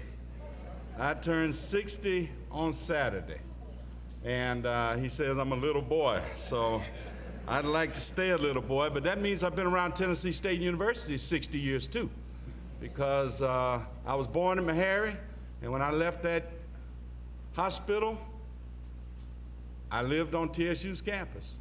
And so I have been on that campus all my life, and there has been a Gentry either employed or in school at TSU since 1949, and it continues today. So yes, I'm entrenched in TSU. TSU is responsible for everything I am and everything I wish to be, and that is on this earth, because, thank you. There's a higher power that guides me greater, but TSU on this earth, and if it's good enough for me, it's good enough for anybody in the world, and not just in Nashville, Tennessee. Thank you. Some things never change, and you're blessed because things never change. Parking has always been a challenge at Tennessee State. And parking was a challenge for me this morning, and had I not had that challenge, you would not have gotten to hear from Norm Hill. And I am so glad that you had that opportunity. So I want to take the responsibility of you having the opportunity to hear from a great historian. This room is full of historians. This room is full of people who made it possible for those of us who are who we are, who look like us, to have the opportunity to do things that a kid 60 years ago never dreamed that he'd have an opportunity to be. I look up on the top and I see Kwame Lillard. And I told Kwame a few months ago, and I didn't tell him before then, and I feel real bad, or felt real bad, because I've told him now, so it's off me and on him. But I felt real bad that I had accomplished things such as the first African-American male councilman at large, the first African-American vice mayor, the first African-American constitutional officer in Nashville. But there were other firsts. I was one of the first African-Americans to integrate Little League Baseball here. I was one of the first African-Americans to go to Camp Boxwell, the Boy Scout camp, and they're first and first and first. But I never took the time, especially in my political life, to thank Kwame Lillard for paving that way for me. I never took the time till a few months ago to let him know that even though I'm bigger and heavier than he is, that he is holding me up on his shoulders. And I'm standing there and I'm not shaking. I'm standing there strong. And there are other people in this room, other people in our lives, other people in our environments, most in my life that come from TSU, that have provided not just the door being open, but the fire being lit, and also the foundation on which I stand. And I stand so confidently, and I stand so proud, and it's because of people like that. And if you don't come to conferences like this, if you don't let people share the history, not just Martin Luther King, there are Martin Luther Kings in our communities, in the communities that you came out of, the communities that you live in. If you don't get that history, you'll really never be able to stand as strong and as proud as I am. You won't be able to, because you won't know what you're standing on. And you won't really understand it if you take that step out into an area that is unknown to you, that your feet will land on solid ground. You won't know that. You won't know, or else you won't believe it. You won't have the faith to take that step, because you don't know your history. So this conference that I have attended probably since it started in some way or other, this conference is so important to you. It's important to the city. It's important to your future, and not just African Americans, but all people. It is important. And so on behalf of Nashville, Tennessee, on behalf of the constitutional officers, which are the clerks within our city, on behalf of the metropolitan government, I would like to bring greetings to you as the criminal court clerk. And a lot of you don't probably understand what the criminal court is. But one thing I will tell you, if you're not a practicing lawyer, I will not be upset if I never see you in my office. I will never be upset. But I tell you what, if I do see you in my office, what I want you to know is that you're going to be served at the highest level. That is my expectation, and that is what my staff does. And if you're going to be served, then we're going to make sure when you walk out that door, then you are prepared to get along with your life as you deserve to be able to get along with your life. Because everybody that comes in my office is not a criminal. They're just people who have had some circumstances that were not favorable at that time, and they get it taken care of in my office. And I'm going to sit down, but I got to take a liberty here, if you don't mind. Norm did. And that is, we are friends. That is, this is an educational moment for you, and especially African Americans in this room. Over 80% of my customers are African American or Hispanic. Over 80%. And we serve over almost 50,000 people a year. And we process almost 250,000 documents a year, legal documents. There are some of you in this room who have driver's license issues. There are some of you in this room who have records, and if you get a speeding ticket and pay it, you have a record. I want you to know that it's a Class C misdemeanor. So everybody, a lot of you have records. You can come to my office. I see the first vice mayor in here. I did not know that you were here. Vice Mayor, stand up. I want y'all to meet the first vice mayor of metropolitan Davidson County. Welcome. But I want you to know that you can come in my office and 90% of the records that we keep are expungible. And you can have those records expunged for free.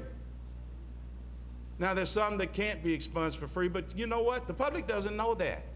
There are some of you riding around on suspended driver's license. Come to my office. You're not going to get arrested. What we're going to do is we're going to teach you or show you how to get those things off of you so your license will no longer be suspended.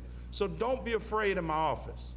And if you're in any of those categories where you have records that haven't been expunged, which a lot of you are here, and a lot of you law-abiding citizens have records that have not been expunged, and if some of you have driver's license issues, don't wait another day.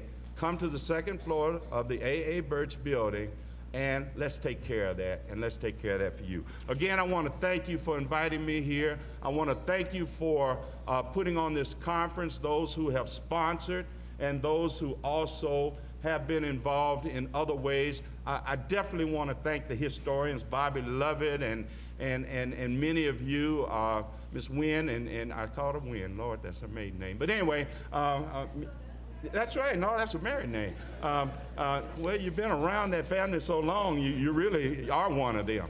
And I want to thank the historians and TSU and the Historical Commission for seeing this as being so important in the lives of not just our youngsters who are here, but also those of us who are reaching our golden years. So thank you for having me. Thank you, TSU, for loving me. I love you too.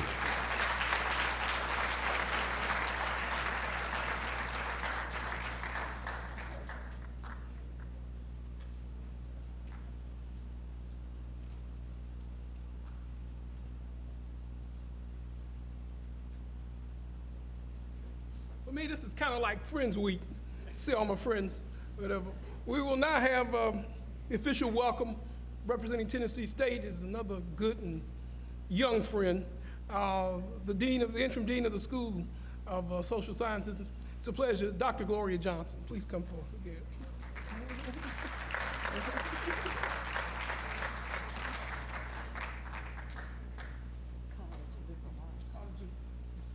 College of Liberal Arts. I'm the interim dean of the College of Liberal Arts. We don't want to act like she's made a power play. Thank you. I'm not here to talk again. I'm here to introduce our official welcomer to the university. Dr. Shields was not able to be here, but she has sent my boss and the very best substitute, Dr. Millicent Lowndes Jackson, who is our provost and executive vice president. You saw her picture in my presentation. So Dr. Lowndes Jackson.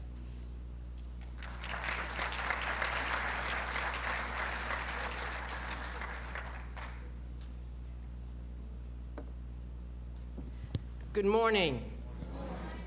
And I certainly hope Dr. Johnson showed a good picture of me. And I hope I still resemble that old picture a little bit. On behalf of President Portia Shields, who unfortunately had to go out of town this morning, on behalf of the administration, the faculty, and the 9,165 students who have made Tennessee State University their educational institution of choice, I welcome you to Tennessee State University. As you know, Tennessee State is at a very special moment in time. We're celebrating 100 years of our existence. And for us, this is a very special period to reflect on our past, to reflect on our legacy, but also reflect on ourselves and to look at what kind of legacy we are leaving for future generations. As we pause today to reflect on Nashville's African American history and culture, I ask that you acknowledge and hold in high esteem the role, Tennessee State University has played in weaving the intricate tapestry of Nashville and the country. I ask that you acknowledge the 100 years that TSU has provided quality education, allowing our graduates to enjoy a better way of life, allowing them to go forth in the world and make a difference, living up to our university charge, enter to learn, go forth to serve. I ask that you acknowledge that TSU was providing quality educational experiences for African Americans when they could only attend historically Black institutions. I also ask that you acknowledge the courageous TSU students and faculty who were intimately involved in the civil rights movement, those who rested on Dr. King's principles of nonviolence and participated in the sit-ins, the stand-ins, the boycotts, the protests, and were even freedom riders. Yes, at TSU it's a period of reflection, but it's also a time to celebrate who we are, to celebrate from whence we cometh, and to celebrate our many recent accomplishments and present endeavors. I'm pleased to report that in December 2011, Tennessee State University received full reaffirmation of accreditation by SACS, the Southern Association of Colleges and Schools. I'm pleased to report that Tennessee State University has nearly 6,500 undergraduate students, 2,000 graduate students. They come from 46 states. They represent 45 nationalities, and they can matriculate in different programs, including 45 bachelor's degree programs, 24 master's degree programs, and 7 doctoral degree programs. I am pleased to report that Tennessee State University is a university bursting with activity. We have researchers working along with students, and they're even finding new planets. They even tell me they think there may be life on another planet. We have 22 businesses being incubated on our campus right across from the downtown campus. We have engineers designing comfortable airline seats for the Boeing Corporation. We have a Naval Engineering Education Center. We have 3 agricultural research and extension centers. We have a dental hygiene clinic. We have a speech pathology and audiology clinic. We have centers of excellence in learning, and we have a center of excellence in information systems and engineering. And we even have robots running around our research building on the main campus. And this is not to mention the wide array of international programs and opportunities our students experience. And this is not even to mention the nationally revered TSU forensic team that placed second in the nation from a field of more than 40 schools. And that is not even to mention the quality educational experiences our students are receiving while doing service learning activities through our Center for Service Learning and Civic Engagement, a center which recently won the U.S. Presidential Higher Education Award. We are also a university that receives more than $42 million in research grants annually. And in keeping with our 100-year-long tradition to serve the community, the university is proud to report that last week we submitted a proposal to establish a charter school on campus, serving grades K through 8, serving inner city children, giving them access to the intellect and the resources we have on campus, and exposing them to STEM, science, technology, engineering, and math, areas where African Americans traditionally have been underrepresented. Yes, TSU, as we love to call her, has played a major role providing 100 years of service to the community and to a nation. to a nation that has experienced many, many social, racial, and economic transformations over the years. And today, TSU is a vibrant economic powerhouse of Nashville, Tennessee, and we are just so pleased that you decided to come and be with us today and to participate in the 31st Annual Nashville Conference on African American History and Culture. Welcome to Tennessee State University.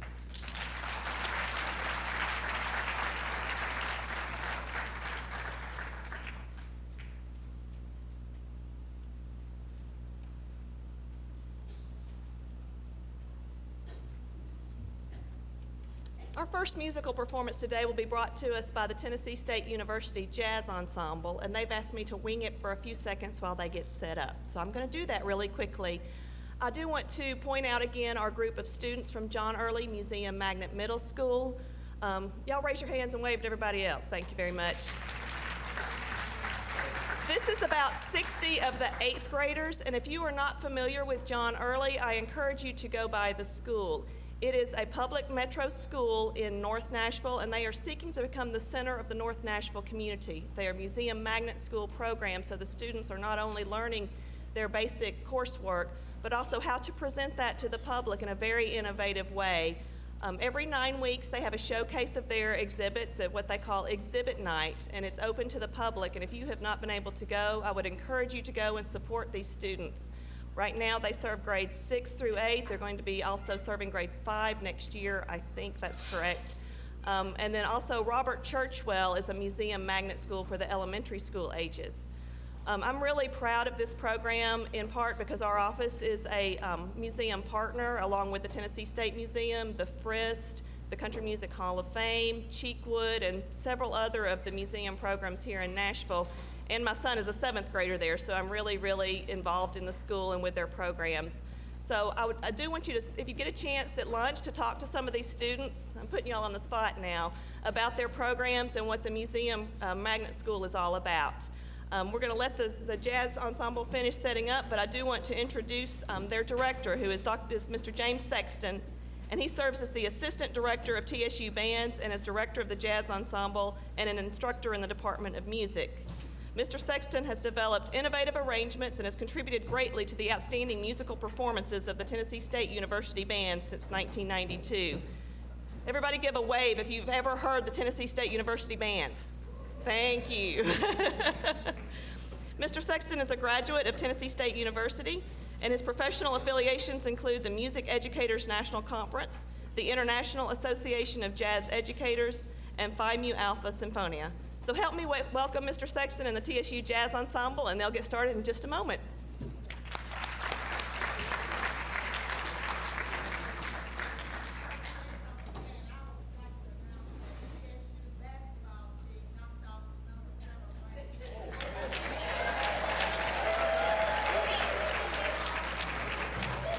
If you did not hear that, Murray State was the only undefeated basketball team in the country. They are now been defeated by Tennessee State University this week.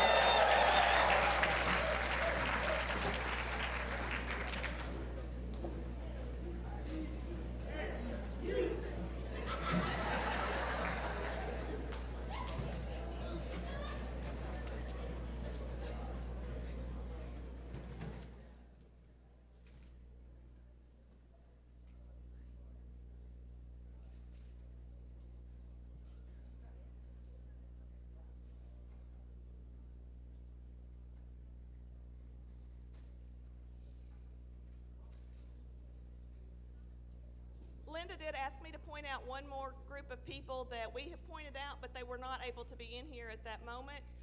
Would Scarlett Miles, Avon Ogren, and Diane Scott please stand up? I saw them come in. There they are. These are the smiling faces you see in the mornings when you come in to register, and without their help, none of this would be possible because they are really responsible for helping us get the registration going so smoothly and helping us get the word out. So again, please express your appreciation to them if you see them today. Thank you.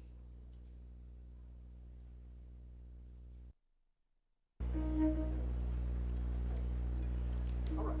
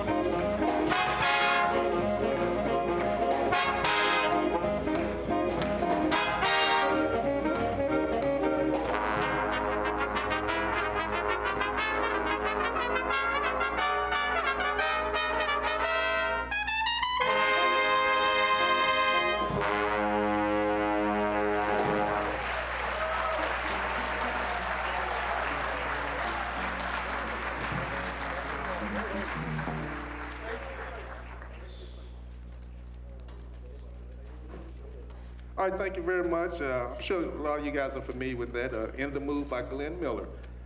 All right, we're gonna move on since it is African American Month, and we're gonna do some composers that are African American. We're gonna start with a piece by Frank Foster, who played in the Count Basie Band and also led the Basie Band for a while. This is called Bass in Your Face, and it's gonna feature our bass player, Darius. And there are going to be some sectional things where it's going to feature the saxophones. I mean, who's first? The trombones, then the saxophones, and then the trumpets. Okay? And at the end of that, I'm going to ask which group you thought did the best. All right, here we go.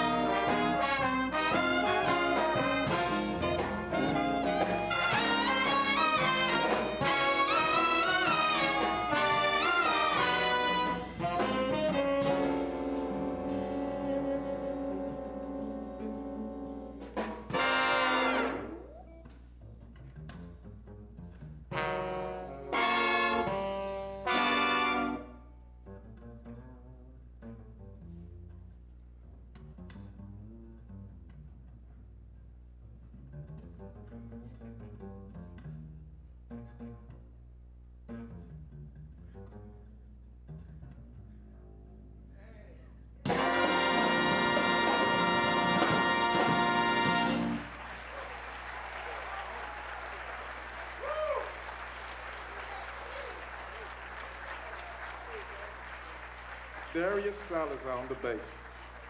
All right, so I told you I was going to ask you who did the better. All right. How about the trombones? Good job, Bones. Saxophones. The trumpets. All right, trumpets, y'all got it this time. We're going to bring up our vocalist, Milan. She's going to sing a very, very beautiful ballad called Save Your Love for Me. This one was done by Nancy Wilson. All right.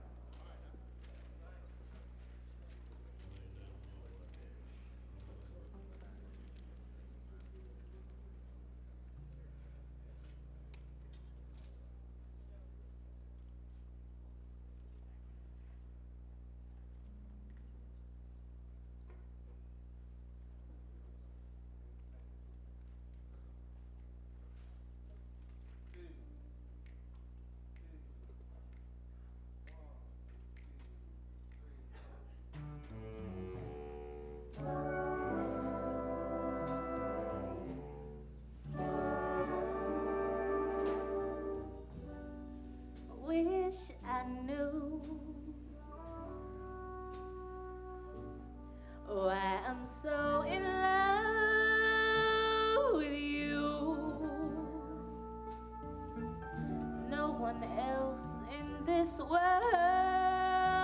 do. Darling, please save your love for me.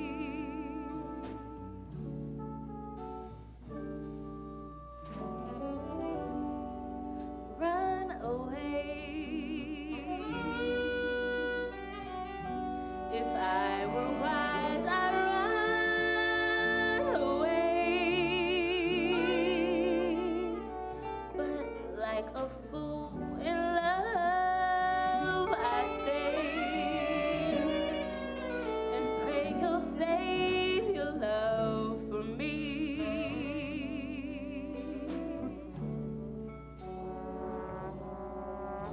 I can feel it even when you're not near, can't conceal it. I really love you, my dear, and though I know no good can come from loving you, I can't do a thing. Oh, I'm so in love with you. So darling, help me please.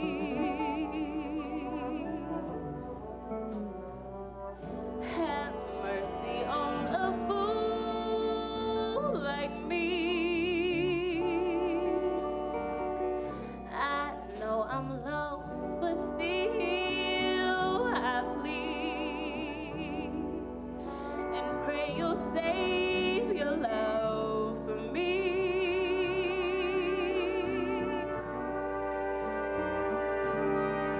You may have fun with the crowd, but for crying out loud, darling, please save your love for me.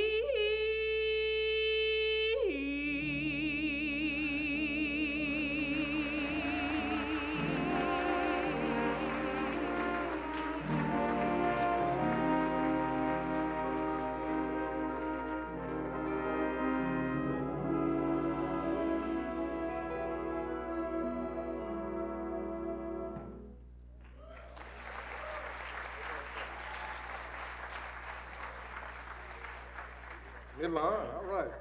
Okay, we're gonna have a little fun. Let's do some Let the Good Times Roll. Ray Charles, let's do some of that. Let the good times roll. Let's let them roll like Ray Charles did.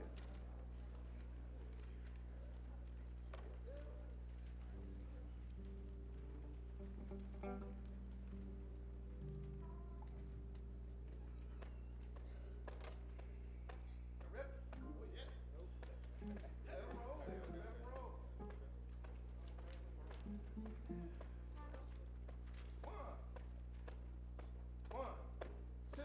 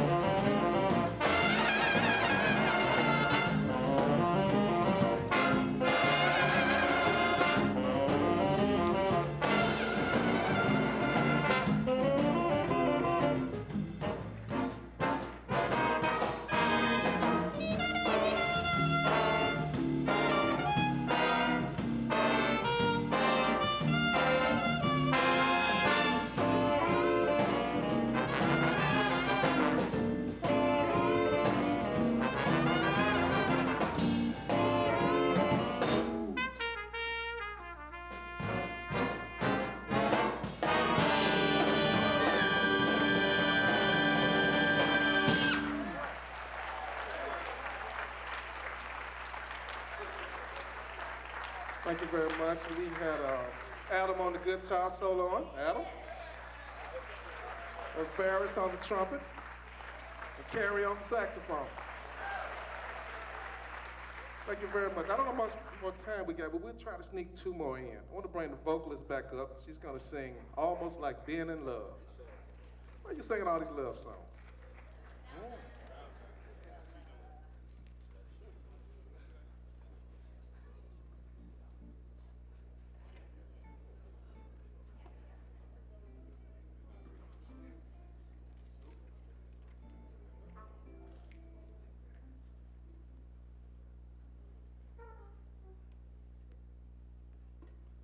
All right, I'm gonna change that up because we only have 1 more. We're gonna do this, and you got to participate in this one. Minnie the Moocher. Oh yeah, we're gonna have a little fun with this one.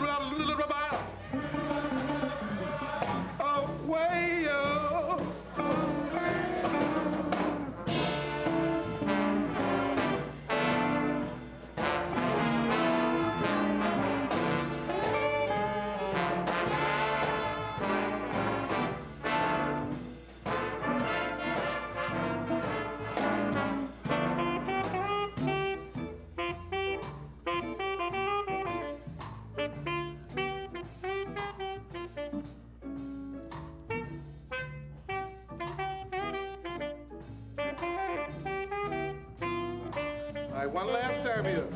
Skidoo, badoo, badoo, badoo. Skidoo. Ska, oodie, ba. Oh, way up.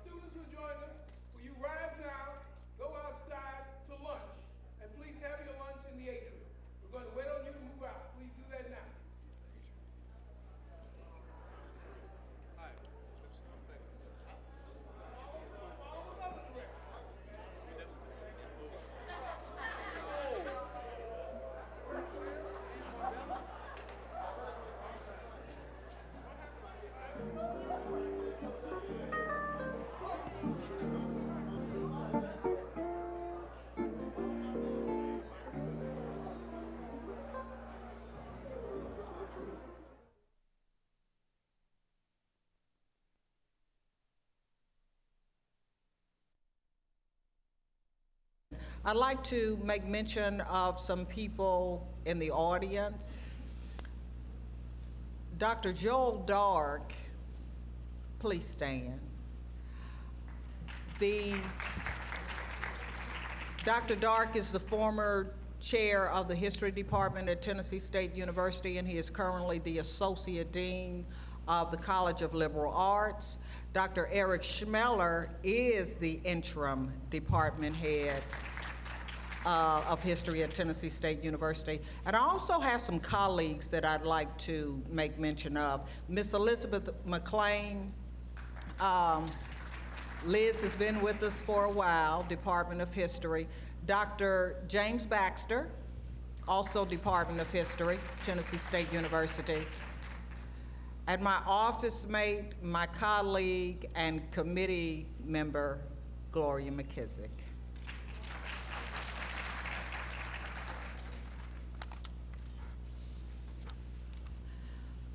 I hope that all of you enjoyed your lunch because we're in for some very exciting musical entertainment led by Dr. Darrell Glenn Nettles.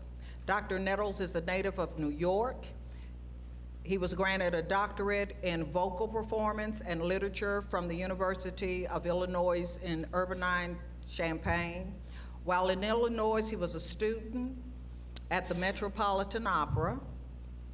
In addition to his vocal studies, Dr. Nettles studied composition.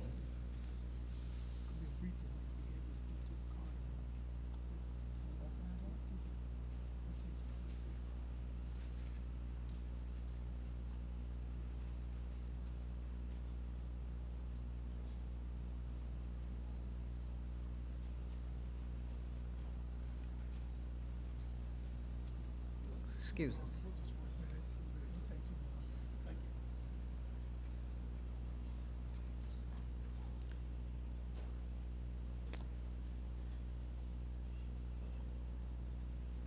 Are we ready, Dr. Mitchell? Okay. Dr. Nettles has coached and performed with the legendary jazz pianist Mary Lou Williams and was chosen by her as featured soloist for the Western New York premiere of her jazz mass. His CD, Reminiscing, a collection of jazz standards, was released in the fall of 2000.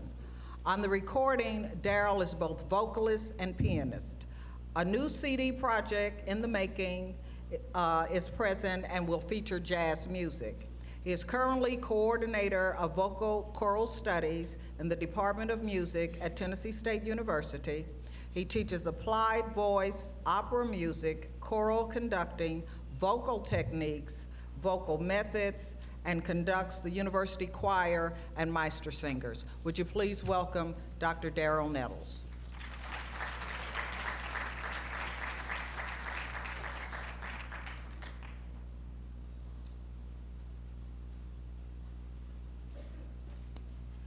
Good afternoon. Thank you very much, and my apologies for the delay. There is a malfunction with this keyboard, so I was going to run to my car and get a backup keyboard that I picked up from a friend today, but bringing it in from the parking lot and setting it up would take too much time. So I'm going to just do what I can to work around the problem on the keyboard, and hopefully you'll overlook any little mishaps we may have with it. All right, let's get started. Our first piece is Keep Your Lamps Trimmed and Burning, which was arranged by Andre Thomas.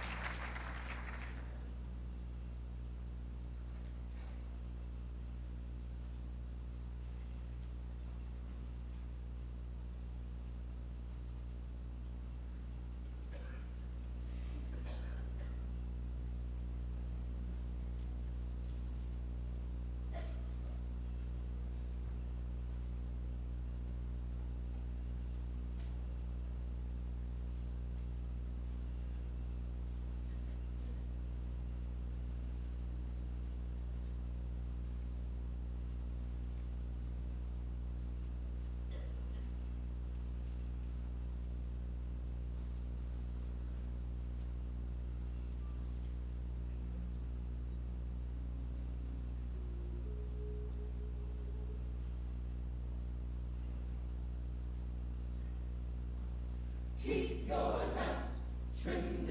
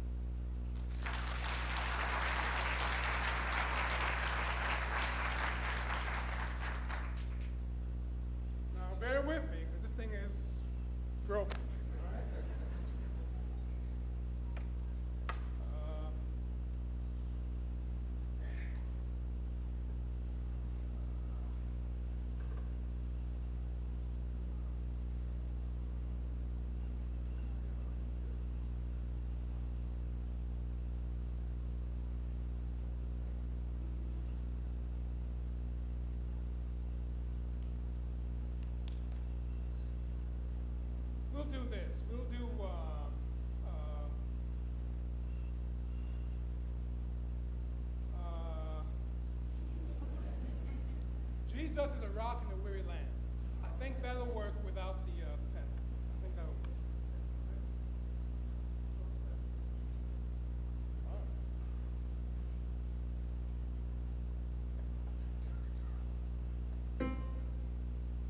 Still broken. All right, here we go.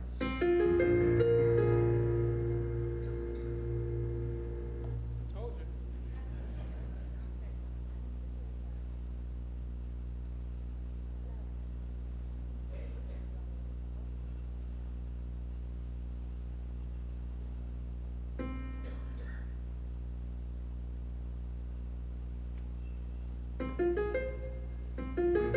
Here we go.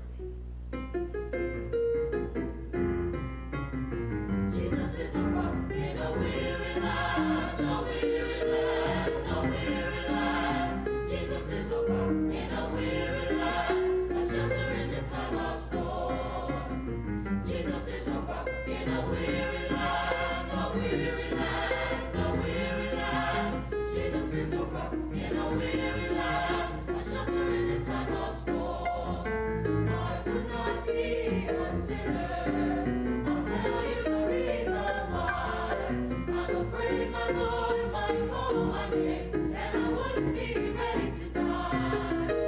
Jesus is a rock in a weary land, a weary land, a weary land. Jesus is a rock in a weary land, a shelter in the time of storm. I would not be a backslider. I'll tell you the reason why.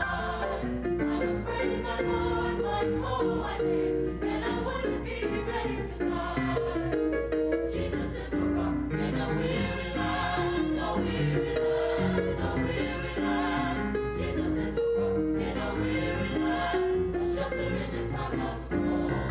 He is a rock in a weary land. He is a rock in a weary land. He is a rock in a weary land, a shelter in the time of storm. He is a rock in a weary land. He is a rock in a weary land. He is a rock in a weary land, a shelter in the time of storm.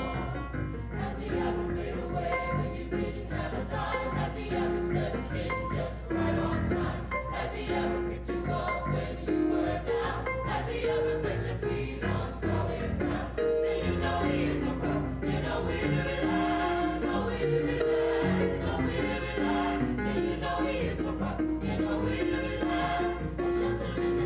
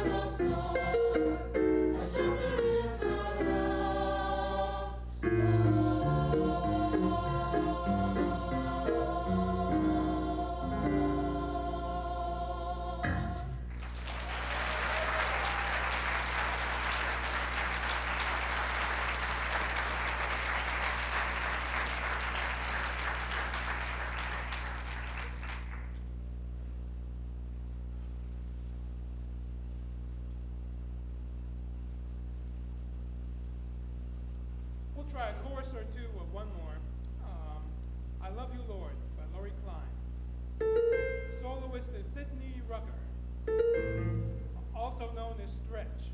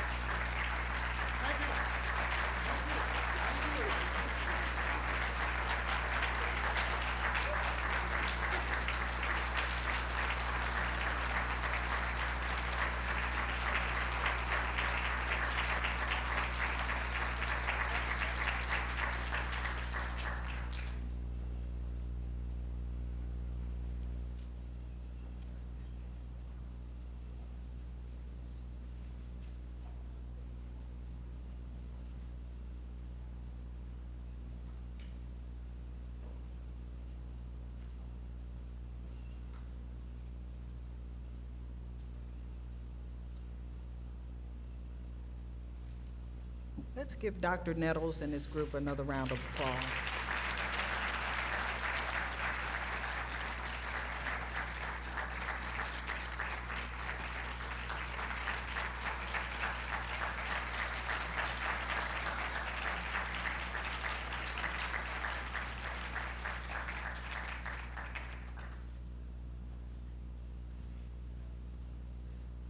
Before introducing our next presenter, I'd like to recognize a very special person that's in our audience, very special young lady that's in our audience. Bernice Brunson, a former cheerleader at Tennessee A&I. She wanted me to make sure that I said A&I, not Tennessee State.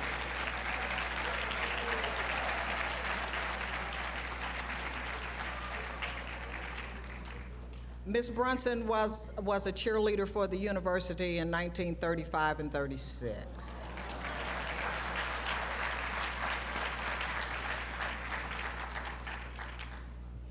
Our next lecturer is Dwight Lewis. He's a native of Knoxville, Tennessee, and he spent the first 6 years of his early life growing up near Strawberry Plains, Tennessee. He is a recently retired editorial page editor and an award-winning columnist with the Tennessean newspaper here in Nashville. He retired on September the 30th, 2011, after spending 40 and a half years with the Tennessean. He was born on March 1st, 1948, and is a 1965 graduate of Knoxville's Austin High School. He is also a graduate of Tennessee State University in Nashville, where he majored in business administration. At Tennessee State, Dwight was a 3-year letterman on the university's baseball team and served as editor of the school's student newspaper, The Meter. Would you please welcome Mr. Dwight Lewis?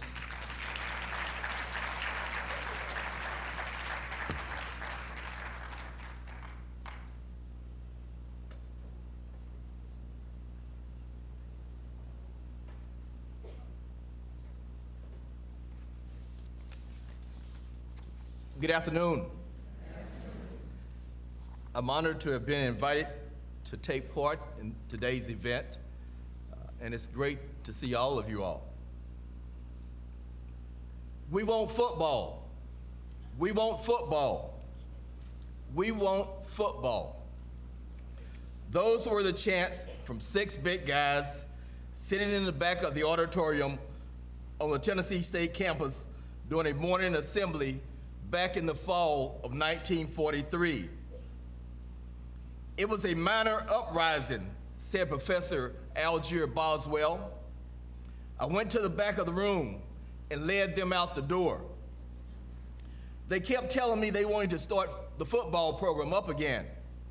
You see, we hadn't had a team at the school since 1939, before World War II started. I really didn't know what to say to them, so I took them up to President Davis's office to see what he could do. When we got there, the boys told him what they wanted.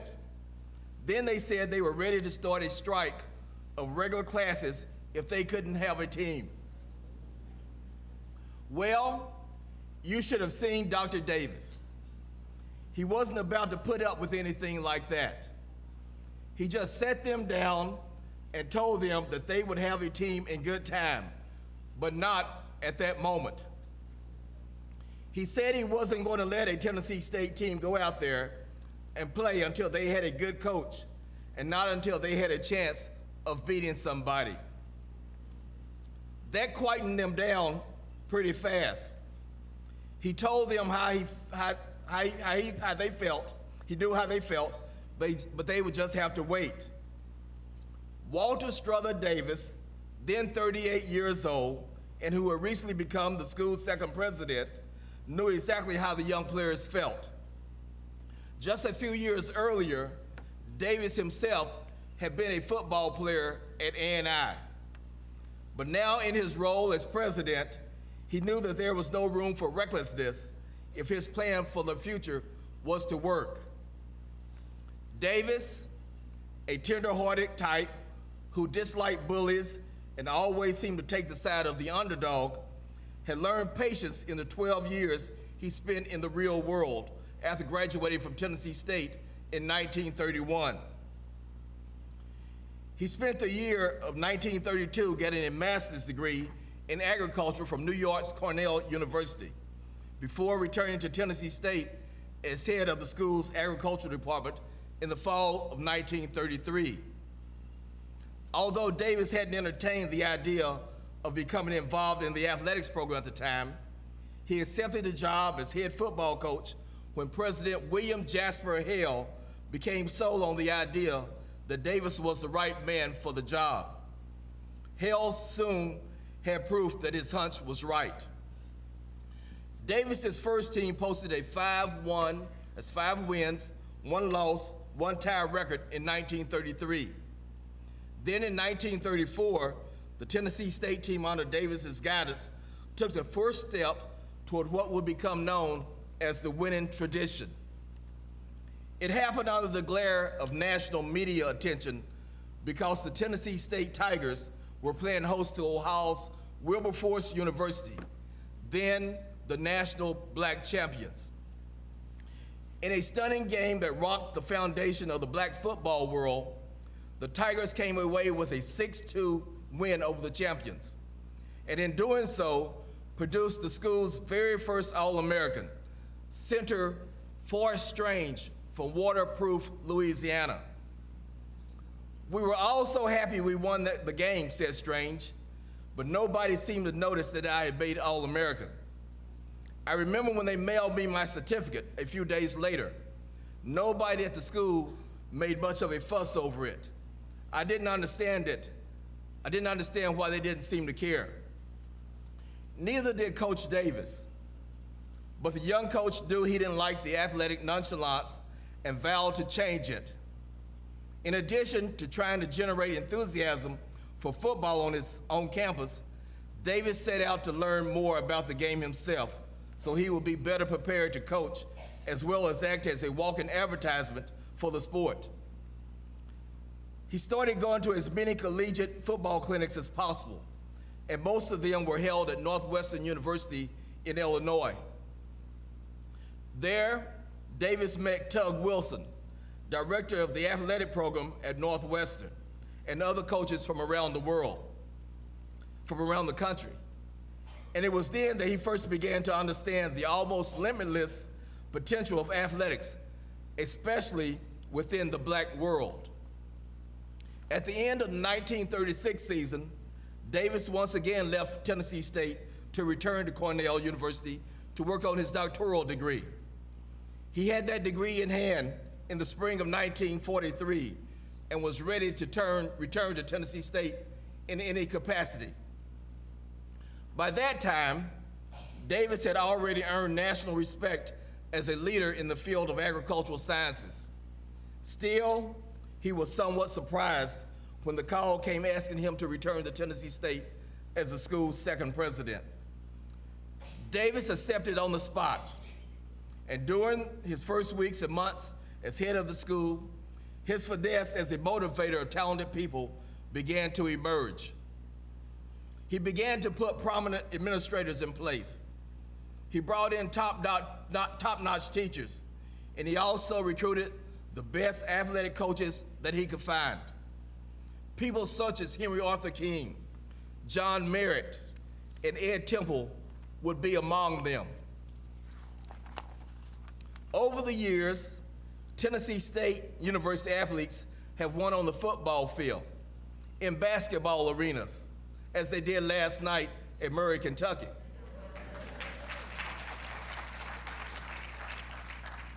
On the baseball diamond, and in track and field events all around the world. But they did not forget that excelling in athletics matter a great deal too. All of that goes back to the school's beginning. The first students who walked across the small, rolling campus in 1912 found 3 red brick buildings, an administrative classroom hall, and 2 dormitories, and were greeted by a bittersweet welcome from the school's president, William Jasper Hale, who challenged them to acquire a knowledge of common decimal fractions the ability to read fairly well, and to compose and write a letter in a legible hand, and to attend physical education classes to secure ease and gracefulness of carriage and the general development of the shoulders, chest, and body to normal size and strength. Tennessee State University athletes have continued to be mindful of that challenge issued by President William Jasper Hale, and one that continues to be issued today by the university's administrators and coaches. Most Tennessee State athletes have realized over the years that by achieving excellence in education while performing their athletic feats gives them a chance to be successful in life when they are no longer able to take part in physical activities. And that's certainly understandable for a group of people who have attended a school that was born on a shoestring and a dream of overcoming past struggles over social as well as economic issues. Take Randolph Williamson, for example. He is an example of how TSU sports led to academic excellence. A young man who graduated from Nashville's Old Pearl High School before earning a scholarship to play at Tennessee State University in the mid-1970s, Randolph was fortunate enough to play a few years in the National Football League as a wide receiver for the Philadelphia Eagles. Today, he is a nationally known tailor and clothing designer who has made clothes for such people as National Basketball Hall of Famer Michael Jordan, former Tennessee Titan running back Eddie George, and even former Tennessee Governor Phil Bredesen. Striving for excellence in the classroom helps prepare you for competition on the athletic field, said Williamson, who earned a Bachelor of Science degree in clothing and textile from Tennessee State University in 1978. Playing football is both physical and mental, Williamson added. If your mind is not properly trained, you're not going to be able to pick up the plays and other strategies to be successful on the football field. Many other Tennessee State University coaches and student athletes have understood that fact over the years. And that's especially true when you take a look at the women's track program at Tennessee State University. When I was coaching, we used to have two meetings, said Ed Temple, the legendary coach of the world-famed Tiger Bells. When we would come back from a track meet, we would go over what just happened, and then we would have a meeting after every quarter in school. After every quarter, I would bring them all in and would sit down at the table. I would have a legal pad, and I would go over everybody's grade. Nobody wanted to talk about it, especially if they weren't doing good in class. That meant you got to get in the books. As he talked one Saturday on campus during a reunion of the Tiger Bells, Ed Temple said for a long period of time, his squad had work aid. They had to work 2 hours a day. I called them scholarships because it sounded good. I wasn't going to tell them you come in here and work 2 hours a day. When you look back into the history of women in athletics, it goes back into the times that these ladies really sacrificed. They worked hard. They had a cinder track. Sometimes in the summer, we practiced 3 times a day, 5 in the morning, 9 in the morning, and 2 in the afternoon. And I tell you, that track was so hot, they had to put tape on their fingers to be able to get down on the mark. That track was hot at 2 o'clock with those cinders. They paid the price. They were hardly getting anything. They had to buy and borrow books, but the name of the game was getting the job done. And they got the job done. The thing about it is that it prepared them for life. They're out here now doing very well. Teachers, principals, doctors, you name it. And that's the whole picture. When you put in, what you put in is what you get out. I started coaching here in 1950 for $150 a month, and I ran the post office. I went to grad school and coached women's track. We've come a long way. These ladies have opened up doors, not only for you, but for America, period. The story of how TSU sports led to academic excellence does not stop with the Tiger Bells. It extends into other areas as well. I mentioned Randolph Williamson, who played football at Tennessee State and is now a nationally known tailor and clothing designer. There are so many other examples that could be given, and all of them will surely make you proud of being associated with this great university. As a former student athlete at Tennessee State, I am certainly proud of the guidance I received from coaches, administrators, and coaches, and others at the university on the importance of excelling in academics, even while you're dreaming of making the big leagues in sports one day. Just ask Hall of Fame basketball star Dick Barnett about that.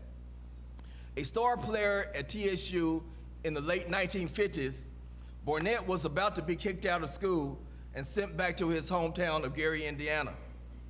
But President Davis saw something in him and asked that Davis be paroled to him.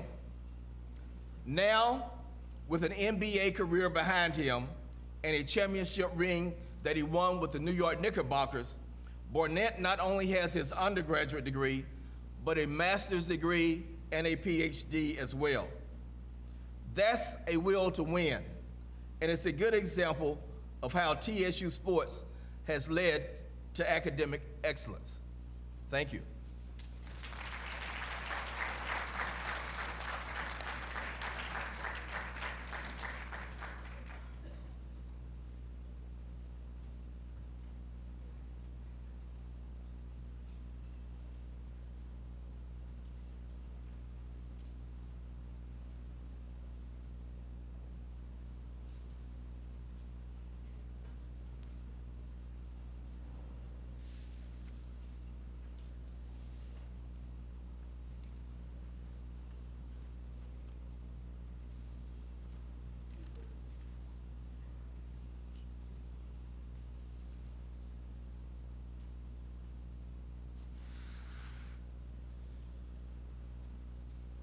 Our next presenter is Dr. Barbara C. Merrill, who is a native of Greenwood, Mississippi.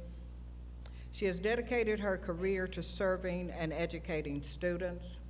After high school, she matriculated at Tennessee Agricultural and Industrial College, now Tennessee State University, here in Nashville. She earned a Bachelor of Science degree in biology in 1960. She was elected Miss Tennessee State University 1959 to 1960. She received the Master of Science degree in Educational Guidance in 1963 and is a graduate of the Institute of Educational Management at Harvard University. Her stellar career as an educator and administrator spans more than 40 years.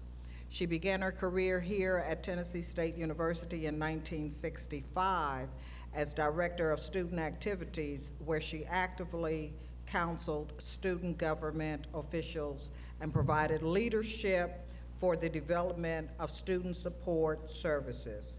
In 1975, she was named Assistant Vice President for Student Affairs, and in 1981, Mrs. Merle was appointed Vice President for Student Affairs and became the first female Vice President at Tennessee State University. She is a member of the Ventures Club, 40-plus years of graduates of Tennessee State University, and currently serves as the president of the Ventures Club. Dr. Merle, was wife of Robert N. Merle, former Dean of Men and Director of Housing at Tennessee State University. She supports the Robert N. Merle Oratorial Contest, which is the traditional opening event for Tennessee State University's homecoming. She has one son, Claude, and grandson, Claude Merle Jr. Would you please welcome Dr. Barbara C. Merle.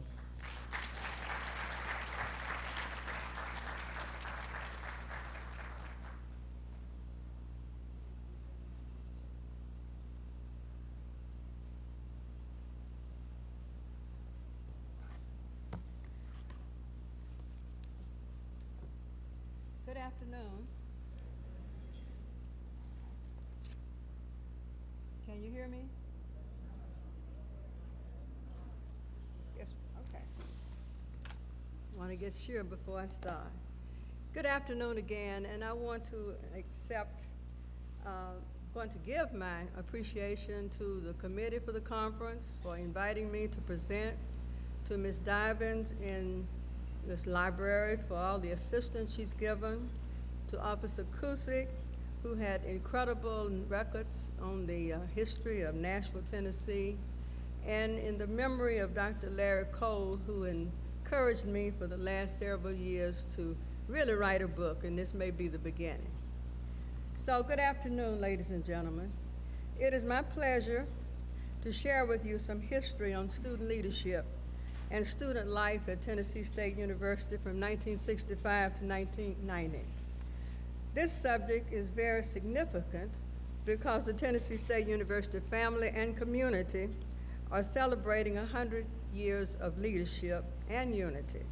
Therefore, reviewing student leadership during a quarter of this century will recognize and document the contributions of elected student leaders and their constituents during this period. In my professional career at Tennessee State University, I spent 22 years in the area of student affairs, from the position of Director of Student Activities to the Vice President of Student Affairs. In preparation for this presentation, I have enjoyed the walk down memory lane, the opportunity to relive some key moments in history with these SGA presidents we talk about today, in conversations with them, in interviews with them, and receiving their surveys. All had the opportunity to speak with except 3 who are deceased, and 1 I could not contact, who's out of the country. Our collective goals have been to add information and credibility to this history of an area where much of the documents have been destroyed. It is our goal also to publish a book which more vividly portrays this rich legacy. My presentation will be in 3 parts. 1, the philosophy of student leadership at Tennessee State University. 2, the organization of Student Government Association. And then I will invite you to take a brief stroll down memory lane as we review some of the 25 years of history and point out those who had the most impact on Tennessee State University. First,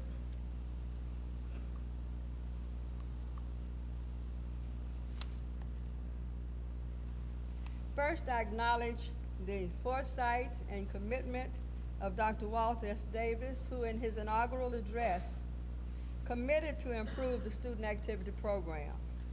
In his A1 first class deluxe fashion, he envisioned a campus where students could share talents in our out-of-class activities while also being inspired, informed, and entertained by professionals who would serve as models of human achievement. He endorsed the right of the student leadership to be the voice and catalyst for student opinion and concern. His vision was embraced through most of this quarter of a century. Secondly, I would like to talk about the organization of the Student Government Association. The Student Government Association was organized as the apex organization on the campus with authority to annually certify all student organizations. Their auxiliary organizations were performing duties according to their mission, which gave the Student Council the opportunity to monitor the organizations and have appropriate time to devote to the needs and concerns of students.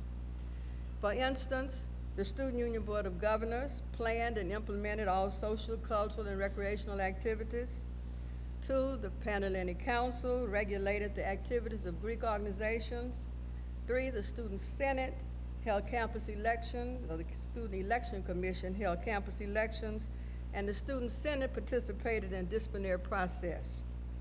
So over the 25 years, students were benefited by being inspired and entertained by most outstanding leaders and entertainers in the country.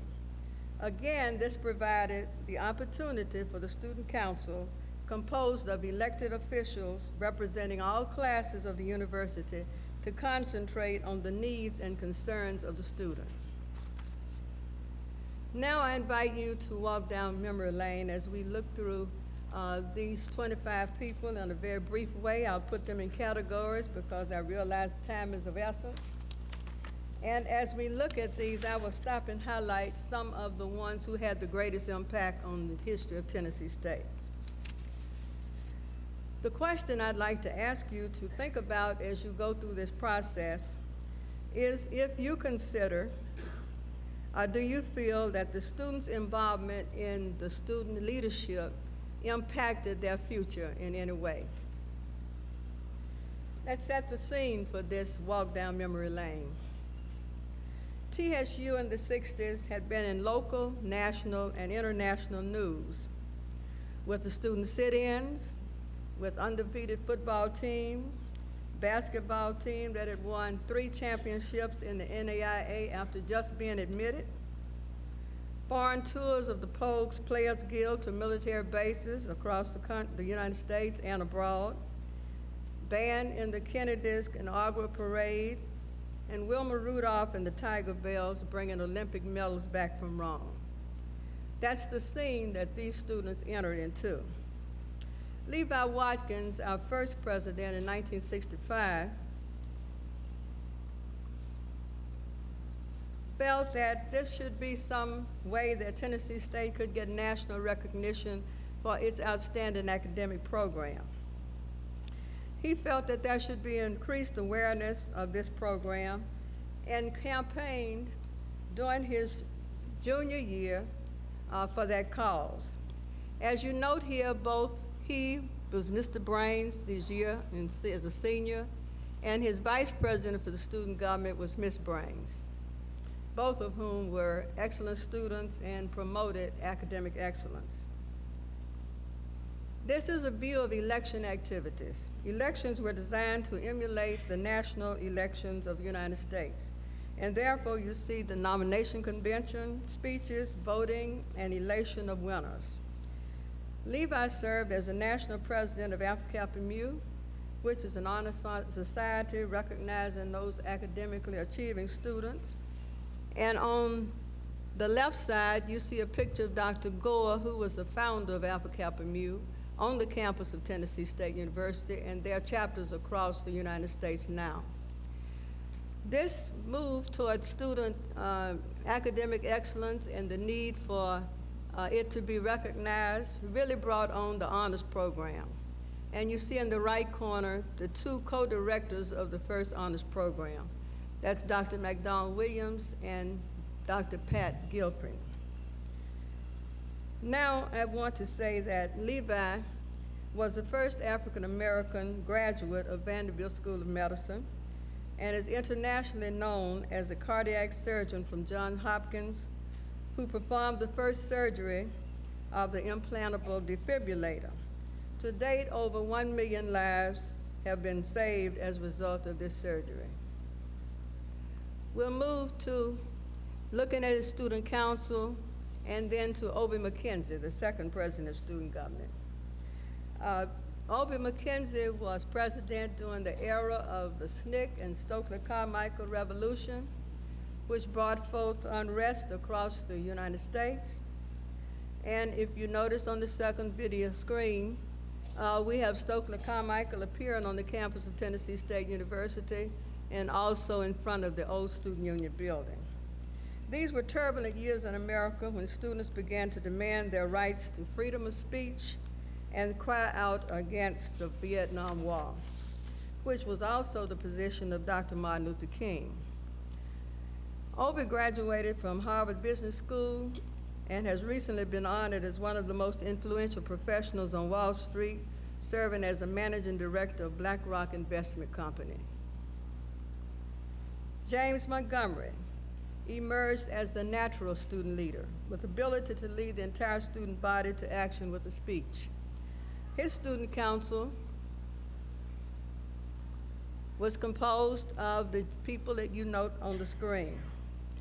The ones in the bottom was his team that beat the Harvard debate team under the direction of Mr. Troy Jones. After this meeting, on this particular day, it was noted as we moved out of that meeting that Dr. Martin Luther King had been assassinated. And the students that you saw on the wall before the picture of, the last picture, was the students who normally sat on the wall in the afternoons and talked. So when they heard the news of the assassination of Dr. Martin Luther King, their reaction was to throw stones at the traffic that was coming through the campus. If you can imagine, at that time, the traffic that came through the campus was from the Ford Motor Company, because that was the only way to get into the city. So all the Ford people who got off at a certain shift came through the campus. So throwing those rocks at the cars, you see obviously the impact. And the picture on the left is the Assistant Police Chief, John Sarasi, who was injured with one of those stones. And at the bottom, you see that the National Guard came to the campus and obviously made martial law. And it was Montgomery and Dr. Davis who went to the governor and requested that the marshals be moved from the campus, because both the student government could be controlled by Montgomery and the university could be controlled by the president. So they were removed from the campus. Montgomery graduated from Harvard Law School and Yale Divinity School. He is now deceased. Dr. Davis left the campus because of ill health. And there was a committee responsible, headed by Arthur Danner. And shortly after the beginning of that evening's activity, the ROTC building burned. That's a picture of some of the athletes going on top of the building to put out the fire, and of course, Coach Merritt assisting in that effort. The next president who came immediately after that was Dr. Andrew P. Torrance. William Choctaw was president during that time and spent his years working with Dr. Torrance in providing his leadership for the campus. The next several Student Government Association presidents, Ernest Gray, William Martin, and Robert Smith, moved their concern to campus concerns. As I mentioned earlier, the Ford traffic coming through the campus was quite heavy, and it was difficult to move back and forth across the street. So as a result of that, one of the students was injured in a car accident. So you can see Ernest Gray with the bullhorn, and you can also see the chief of police there.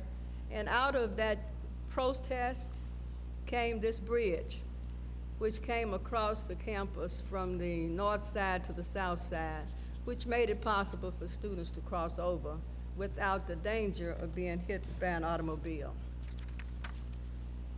William Martin, I must mention that Choctaw was a graduate of Yale Medical School and has a law degree from Western University, and he owns and operates a medical clinic in Savannah, California.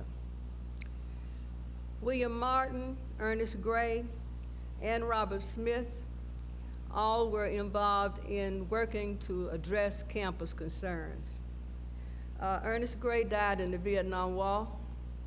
William Martin is a businessman in Houston, Texas, and Robert Smith is a local attorney and instructor at Tennessee State University. Then in 1973, there was a newspaper article that questioned on the left side, if you can note, that TSU's future and fate was to be discussed in a secret meeting. So obviously that was concern for the student leadership. And for the next 3 years, Ricky Pearson, Bernard Turner, and Marcus Lucas engaged in activities to support the idea that students were very interested in the future development of Tennessee State University, and that it remained an institution where they could be proud. Now, Ricky Pearson graduated from Howard Law School, and he served as Assistant State Attorney General in the state of Kentucky. Marcus Lucis is in corporate America, and William Martin is a businessman. Bernard Turner graduated from Howard Law School, and he is now deceased. We went to the new presidency of Dr. Frederick Humphreys, and upon his coming to the campus, there was much discussion about the merger of Tennessee State University. And he took the position that Tennessee State should merge with UT Nashville and that TSU should be the predominant university and maintain its heritage. Cunningham, Shirley Cunningham, Brian Williams, you'll see soon, and Winfred Jenkins, along with Kenny Hawkins, all had concerns about the future of Tennessee State University. And while there were dances and concerts and all of these activities going on campus, these students were more interested in knowing what the future of the university would be. Cunningham graduated from the University of Kentucky Law School and has a law practice. Kenneth Hawkins is in business in the state of Florida. Brian Williams. I'll take a moment to spotlight Brian Williams because during his presidency, we had the terrible problem of no heat on the campus. With several requests by the administration to repair the boiler or to change the boiler to the state government, we did not get any response. Brian Williams said, don't worry about it, you take care of the rest of the business, we'll take care of this. So on these pictures, you'll see Brian Williams addressing the state legislature. You'll see on the left students moving toward the state legislature, and you'll see the person this building is named for, Attorney Avon Williams, and other persons there who were entertaining the students. People from Tennessee State University was explaining the problem, and after that meeting, we were given money to replace the boiler at Tennessee State University to give us heat. Winfred Jenkins obviously is a group of this segment. He's also a lawyer and is out of the country at this time. Now, the next group of student leaders will be for the post-merger years. Ron Ashley was the student government president responsible for the uniting of the Student Government Association from the University of Tennessee at Nashville and Tennessee State University. You will see there the picture of the inauguration of the Vice President of Student Government Association, who came on board from the downtown campus. There was the election process, and he was elected as Vice President. On the left-hand side at the bottom, you will see the first constituted Student Government Association after the merger of Tennessee State and UTN. And on the right-hand side, you will see the student leadership, the president, the vice president, and there were two. The next several years, we will look at Fred Jackson, Georgette Peak, Darren Boughton, and Tony Spratler. During those years of post-merger, there were many ways that students, along with administrators, made an effort to make new friends, to do recruiting programs in different cities across the state of Tennessee. In fact, the Southern Heritage Classic that we're all familiar with in Memphis, Tennessee, was started this year by Tennessee State and sponsored by Tennessee State in Memphis. There were also recruiting elements or facets in both Chattanooga and Knoxville. Concerts were in high gear, along with Stevie Wonder, Ashford and Simpson, and other outstanding persons on the campus. And that particular series of years, we entertained homecoming crowds of 40,000 people in Vanderbilt Stadium, and many of you probably remember those golden days. The general theme for those days with those SGA presidents was pulling together and uniting for the future. So Roosevelt Ham is a staff attorney with Allstate Insurance Company in Atlanta, Georgia. Fred Jackson, and I'll almost have to read this since his is a little bit more involved. Fred Jackson, as you see, had a unique leadership. If you notice the bottom picture on the other side, he had his own unique way of representing the people to be sure that everybody stayed in line. So they were kind of like the watchdog group of that segment. Fred Jackson became director of the Office of Security and Law Enforcement, Office of the Assistant Secretary for Operations, Security, and Preparedness for the Department of Veteran Affairs. Georgette Peak was among the group. Georgette now is Senior Vice President of Wells Fargo, who partners with the United Negro College Fund to raise funds for HBCUs and sponsors the UNCF Empower Me Tour campaign to raise financial literacy levels of college students. She is also the first female president of the Student Government Association. Darren Boughton was one of the ones who was in this era, and Darren is associate judge with the Circuit Court of Cook County, 6th District. He's a graduate of Thurgood Marshall Law School in Texas Southern University. Tony Spratlin is now in Memphis, Tennessee, and he is working with youth as a youth director with the city of Memphis. The next era introduced on campus was the era of Dr. Roy Peterson. After the resignation of the president of Tennessee State, who was Dr. Humphreys, to assume the presidency of his alma mater, Dr. Peterson came to the campus as the interim president in 1985. Dr. Peterson was chosen by the chancellor. He was appointed by the State Board of Regents and brought an agenda to the campus to take out during his year at TSU.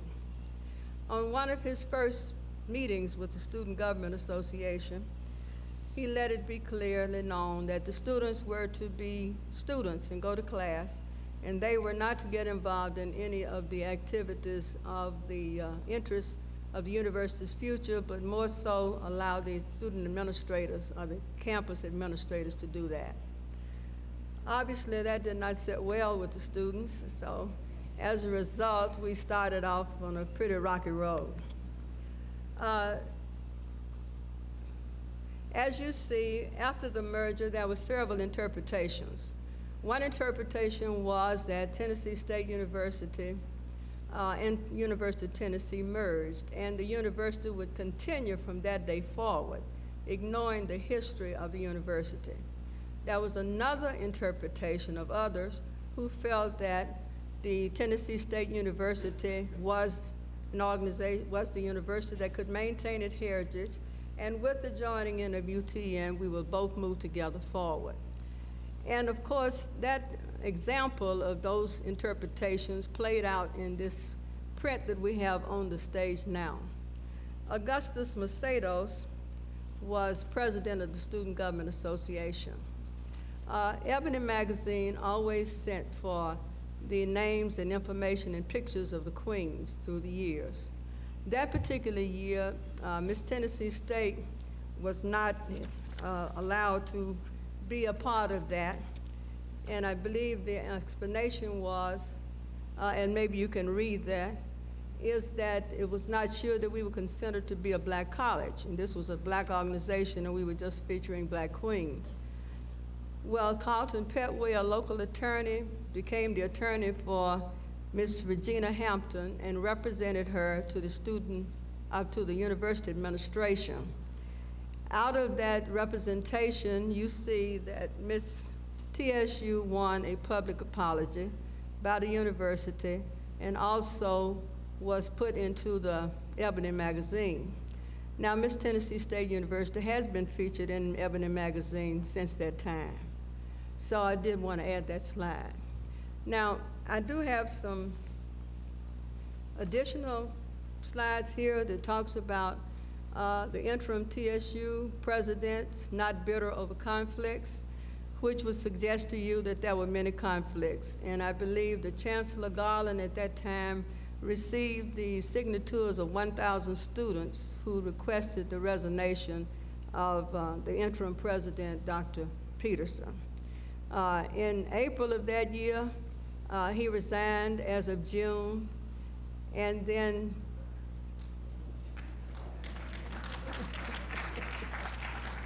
some of you must have been here during those days. Gregory Carr, who was an academician, and I must tell you that Augustus Macedos is now a very, just must tell you this, a person who is working in Washington, D.C. with the Securities and Exchange Division, and he is an attorney. Special Counsel, United States Securities and Exchange Commission, Office of Legal Compliance, Inspections, and Examinations from Washington, D.C. He's a graduate of Thurgood Marshall Law School at Texas Southern University. Now, Gregory Carr came on the campus, and I noticed to put the documentation because he was a writer, and he was a great leader for the students. They respected him greatly, and he did quite a few things, among which was to help us celebrate the 75th anniversary of Tennessee State University during that year. And the title for the entire year was Some Traditions Are Forever. So all of the activities that we had that year were reminiscent of those 75 prior years in which the university had existed.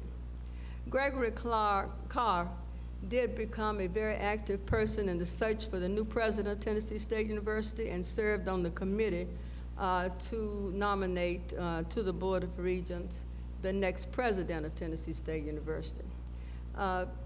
He also, during that time, knowing that the chief person over schools in the state of Tennessee was a governor.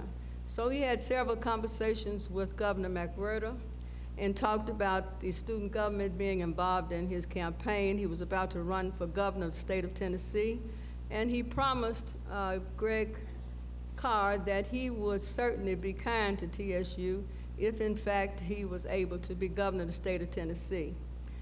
When the McWhirter building was dedicated on the main campus, Governor McWhirter made the comment that many of the things that he had done over his years involved TSU, and most particularly did he remember the promise that he made to Greg Carr and his brother and others during his run for the governorship of the state of Tennessee.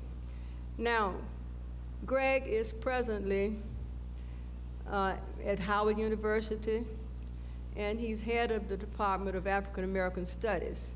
He was chosen last year as the most outstanding faculty member at Howard University. He received his PhD degree from Ohio State University in African American Studies, and he received his law degree from Temple University. The next person who came on the scene was Dr. Otis Floyd. Dr. Floyd came with a three-person student government still in my group, Miller, Brown, and Jeff Carr. I left Tennessee, I left Student Affairs prior to these young men coming aboard. Had the opportunity to work with them when they were freshmen and sophomores. They were outstanding students.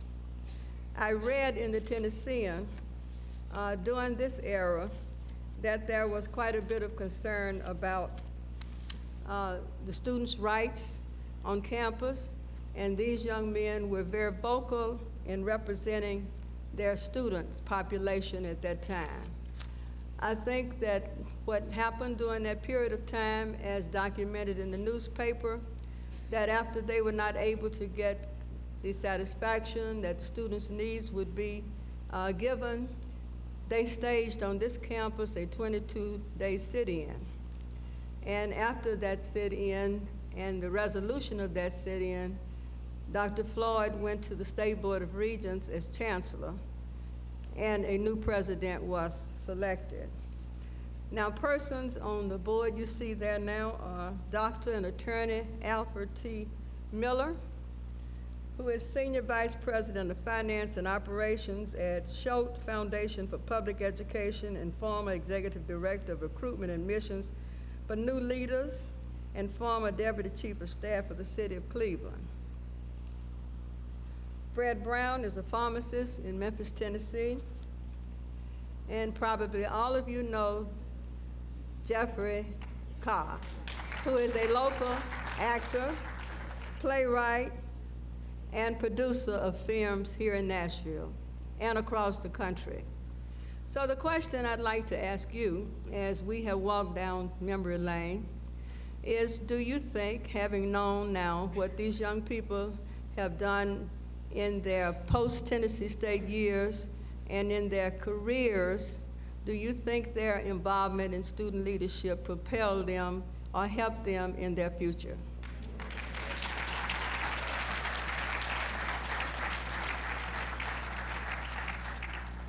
Thank you very much.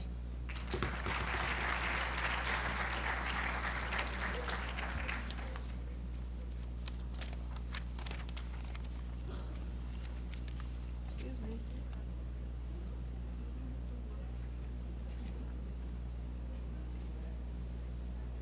Dr. Merrill.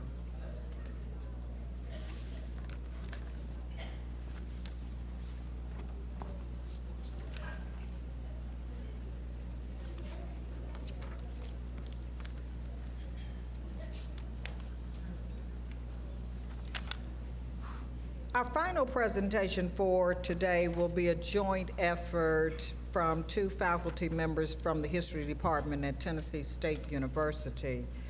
Dr. Crystal A. DeGregory is a native of Freeport, Bahamas.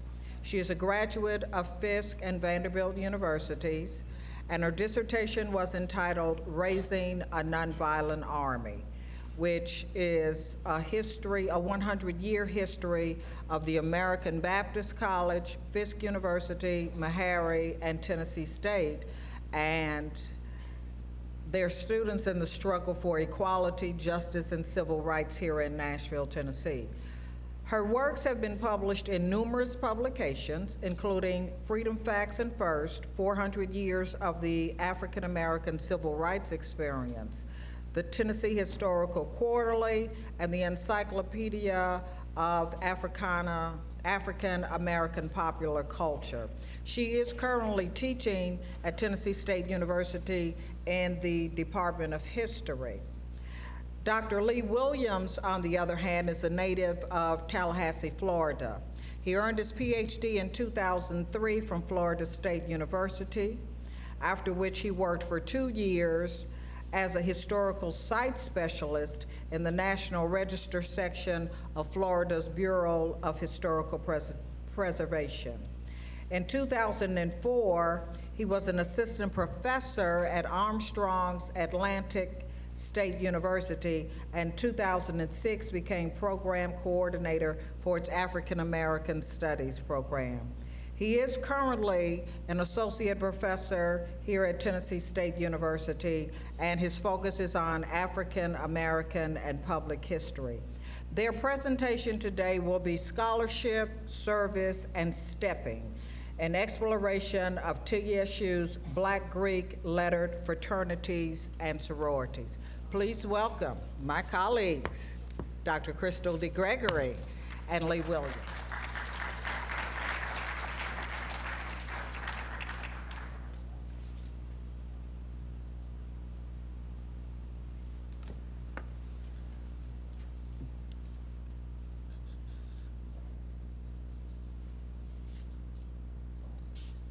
Okay, give me one moment here.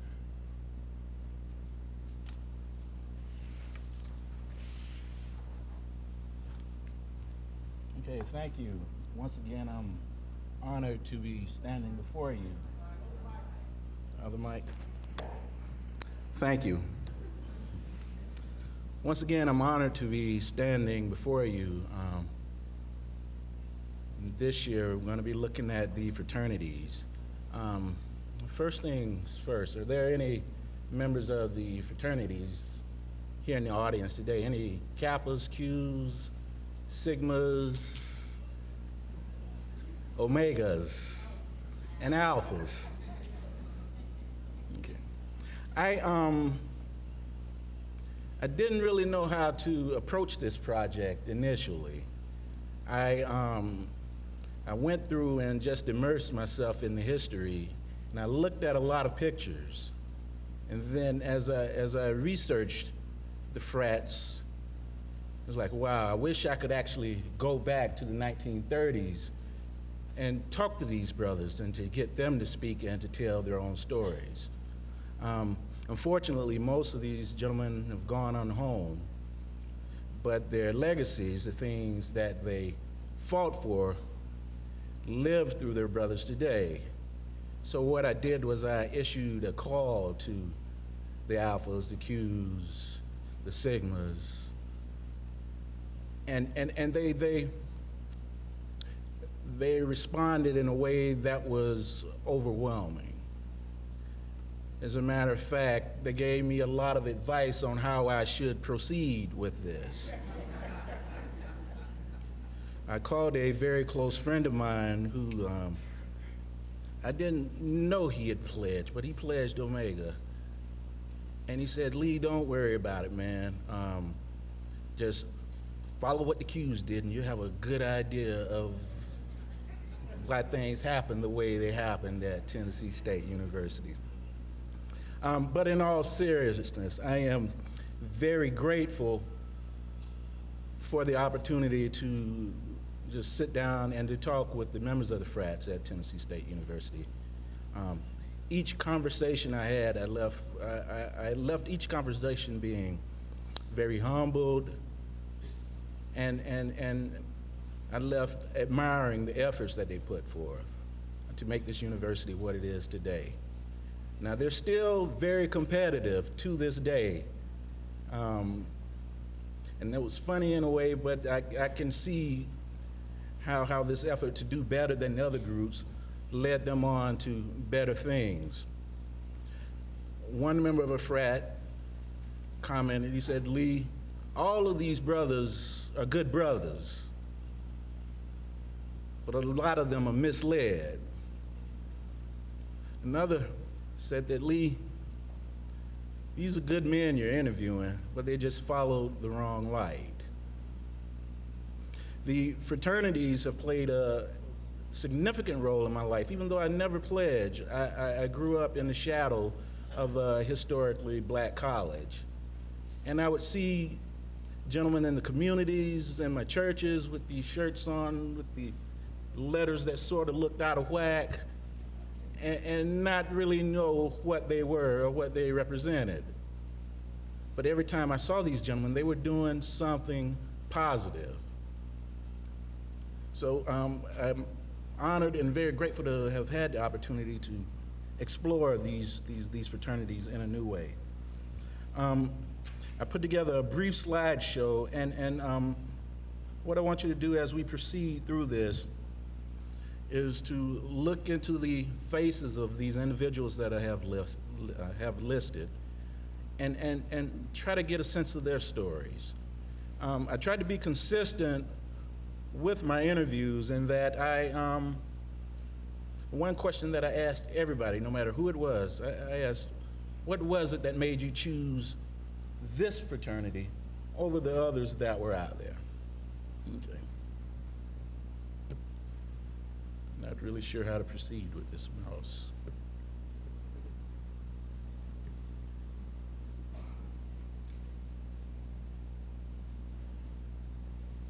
Okay. TSU's fraternal organizations first arrived on campus in the 1930s during a period of unprecedented suffering for African Americans during the 20th century.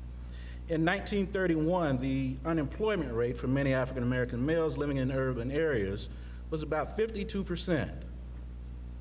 1 out of 4 black families received government assistance in 1935.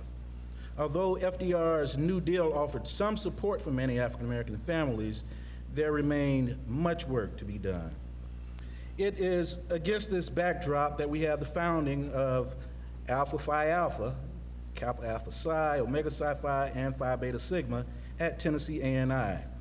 Within these groups, young men would learn to identify and follow examples set by such men as A. Langston Taylor, Ernest Just, Byron Armstrong, Charles Henry Chapman, men whose lives taught them to serve, to achieve, the value of friendship, and to transcend.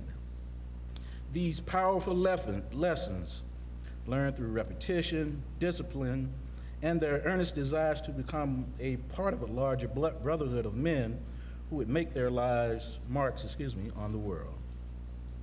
Former Tennessee A&I Dean and Alpha, George W. Gore, oversaw the creation of a hospital on the campus of Florida A&M University in which I and a generation of black babies entered into the world. The office where I prepared this presentation was formerly occupied by a Kappa and prominent historian, Bobby Lovett. Upon entering the office to speak with me about this project, two Noops informed me that there was still a Kappa presence all over his office. Today, all TSU students must eventually make their way to the science complex named after Sigma Alger V. Boswell, where they strive to understand the laws that govern the world in which they live. The presence of Omega Psi Phi is inescapable on TSU's campus. The statue of Wilma Rudolph serves as a constant reminder of how a Q trained as athletes not to be satisfied with merely being competitive, but to strive to be champions. Last, but certainly not least, I sit across from Omega, who has graciously listened to my thoughts and questions about frat life at TSU. Without his comments and the somewhat amused looks and sly smile he gave me after sharing how blown away I was by the men with whom I spoke, if it wasn't for Dr. Hoyt King, I probably would have lost all objectiveness in the preparation of this project. When making a decision on how to craft this presentation, I wanted to be sure that the voices of the brothers came through and they were allowed the opportunity to tell their own stories and clear up any misconceptions that I, as someone who never pledged, may have had about their fraternities. So armed with every recording device I had available, my digital voice recorder, my HD video camera, and my iPad, I invited Qs, Noobs, Alphas, and Sigmas to return to campus to share their experiences. And if they were reluctant to come back, I went to them.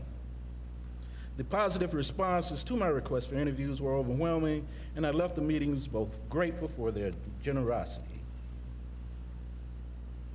As an oral historian, I understand just how precious our memories are, and this is especially true when it comes to fraternities.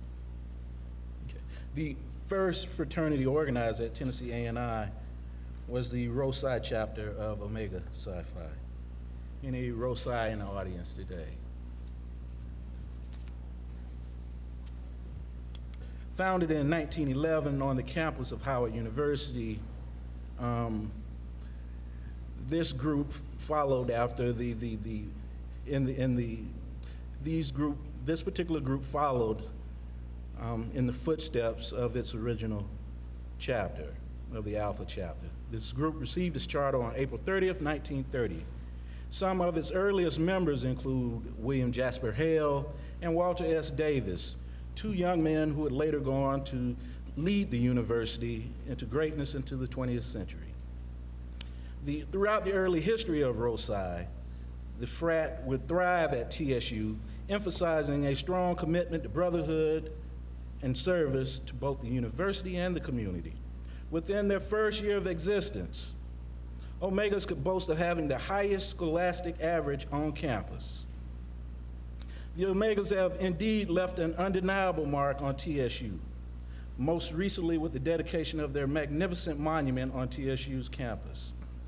One cannot travel around TSU's main campus without traveling down the road named for a prominent Q, Walter Davis, and viewing a residence hall bearing the name of the university's first president. Spring and fall commencement ceremonies echoes with the barks of jubilant Omegas who salute their members who have matriculated through the university and stand poised to take their talents and notions of brotherhood back to their communities. Along with a commitment to serve in the community, ROSI members emphasize unity. For an Omega man, friendship is indeed essential to the soul.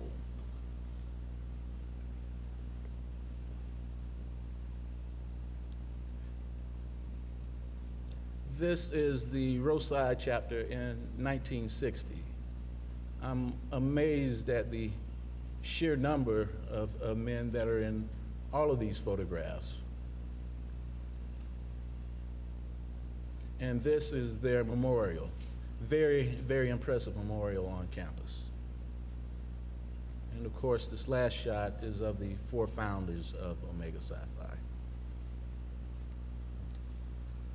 Within a year after the establishment of Omega Psi Phi, the first chapter of Kappa Alpha Psi was established at Tennessee State University. Any Alpha Thetas out there today? Okay, no Kappas. The Alpha Theta chapter of Kappa Alpha Psi was established on May 23, 1931. Conversations with members of Alpha Theta revealed a strong commitment to achievement, to unselfish deeds, and a desire to gain leadership positions that would enable them to act to benefit the university and the community. At Tennessee State University, Kappas had ample opportunity to live up to their motto, training for leadership.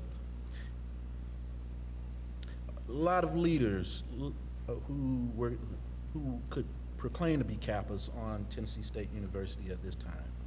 Some of these men included Robert Morrell, TSU's Dean of Men, the Dean of Financial Aid, Homer Wheaton, the head football coach, John Merritt, head basketball coach, Ed Martin, Howard Gentry, and Andrew Bond, Dean of the College of Agriculture.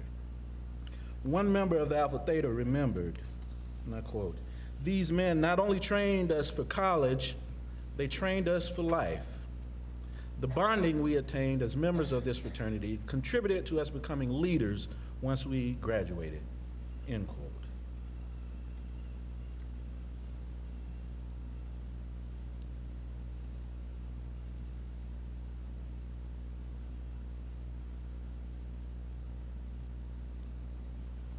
The Zeta Alpha chapter of Phi Beta Sigma was established at Tennessee A&I on May 1st, 1931 by Chester Owens, Alger V. Boswell, Theosa Carter, Cersei Harris, and Walter Vickers.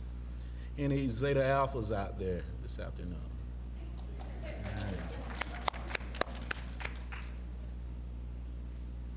The unifying factor for Sigmas since their founding has been a profound dedication to service. And many, if not all of the conversations I had with members of this fraternity quickly turned to this guiding principle. For one Sigma who grew up in the Music City, their commitment to service influenced his decision to join the fraternity. I remember seeing Sigmas tutoring kids at the housing projects around TSU, he recalls. I also remember Sigmas being representative of all walks of life. There were blue-collar brothers, as well as brothers who were doctors, lawyers, and judges. The most recent Sigmas at TSU also shared this commitment. When asked for contact information after being photographed for this presentation, the phrase, "ready to serve," was prominently emblazoned at the bottom of the note. The young brothers of Phi Beta Sigma, are you in the house? Would you mind standing up, please?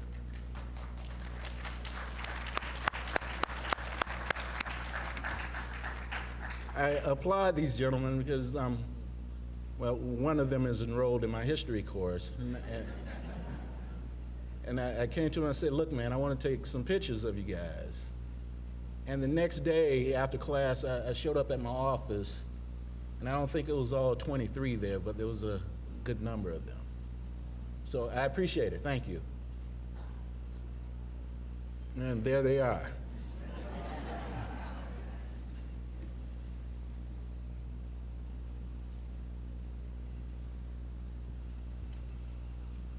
The Beta Omicron chapter of Alpha Phi Alpha received its charter on May 12, 1934. Any of the bloody bows out there? I know that there's at least one Alpha in the house. Although it was the last of the fraternities to gain a foothold at Tennessee State University during the 30s, members of Beta Omicron could boast of being part of the first intercollegiate Greek letter fraternity to be organized for African Americans. Alphas at Tennessee State saw themselves as future leaders and acted accordingly. One Alpha remembered, "Once I became an Alpha, people looked at me differently. People noted," he continued, "something different in me." When making decisions on which fraternity to join, an Alpha who ultimately joined Beta Omicron stated, "I looked around and noticed that all of the men that were doing something seemed to be Alphas, so I wanted to be an Alpha." Indeed, many of the men that served as president of Tennessee State University were members of Alpha Phi Alpha.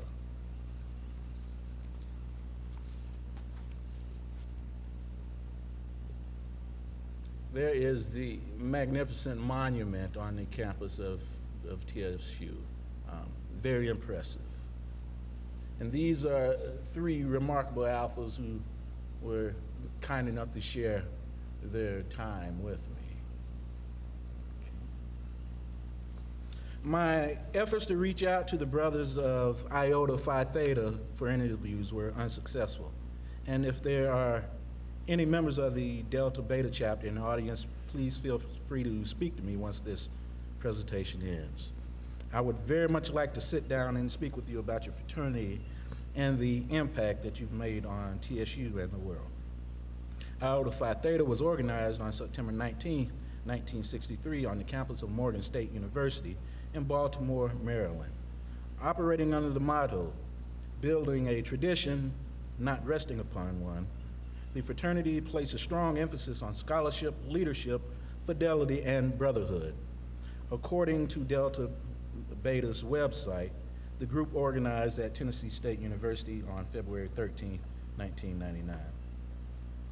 In closing, I would like to again thank the brothers of Phi Beta Sigma, Omega Psi Phi, Kappa Alpha Psi, and Alpha Phi Alpha for their generosity and willingness to assist me with this short presentation. I have been exposed to the men of these organizations since my childhood, and I've always admired and respected their great work in our community. As a scholar who is very much interested in exploring how African Americans not only survived but thrived during the era of segregation, I feel that this project overall has contributed greatly to my understanding of the activities of this group, as well as education during the 20th century. Thank you, and sorry for running out.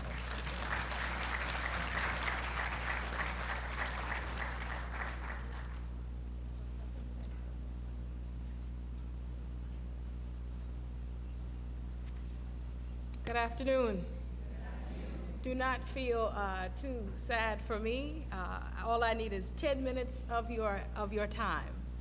I will first start with greetings. Greetings to the ladies of Alpha Kappa Alpha Sorority Incorporated. Greetings to the ladies of Zeta Phi Beta Sorority Incorporated. Greetings to the ladies of Sigma Gamma Rho Sorority Incorporated. And greetings to the ladies of Delta Sigma Theta Sorority Incorporated. All the way to the top. You're not to the top. Nope. Top of the presentation. First slide.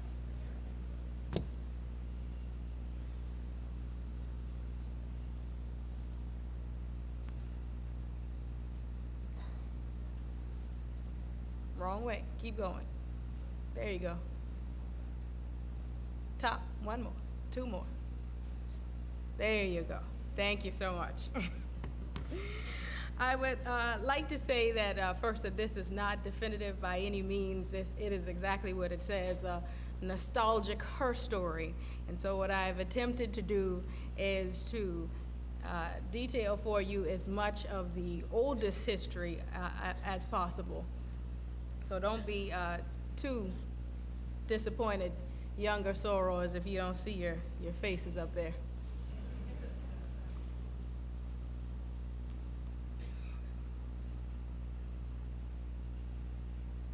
Alrighty. For more than a century, Black Greek-lettered organizations have served critical roles in the history of Black America. Like their predecessors, you know, the church societies, the lodges, the burial societies of old, Black sororities and fraternities have served as a means to self-help and racial uplift. Founded during the Progressive era, Blacks knew that life in segregated America was anything but progressive for them.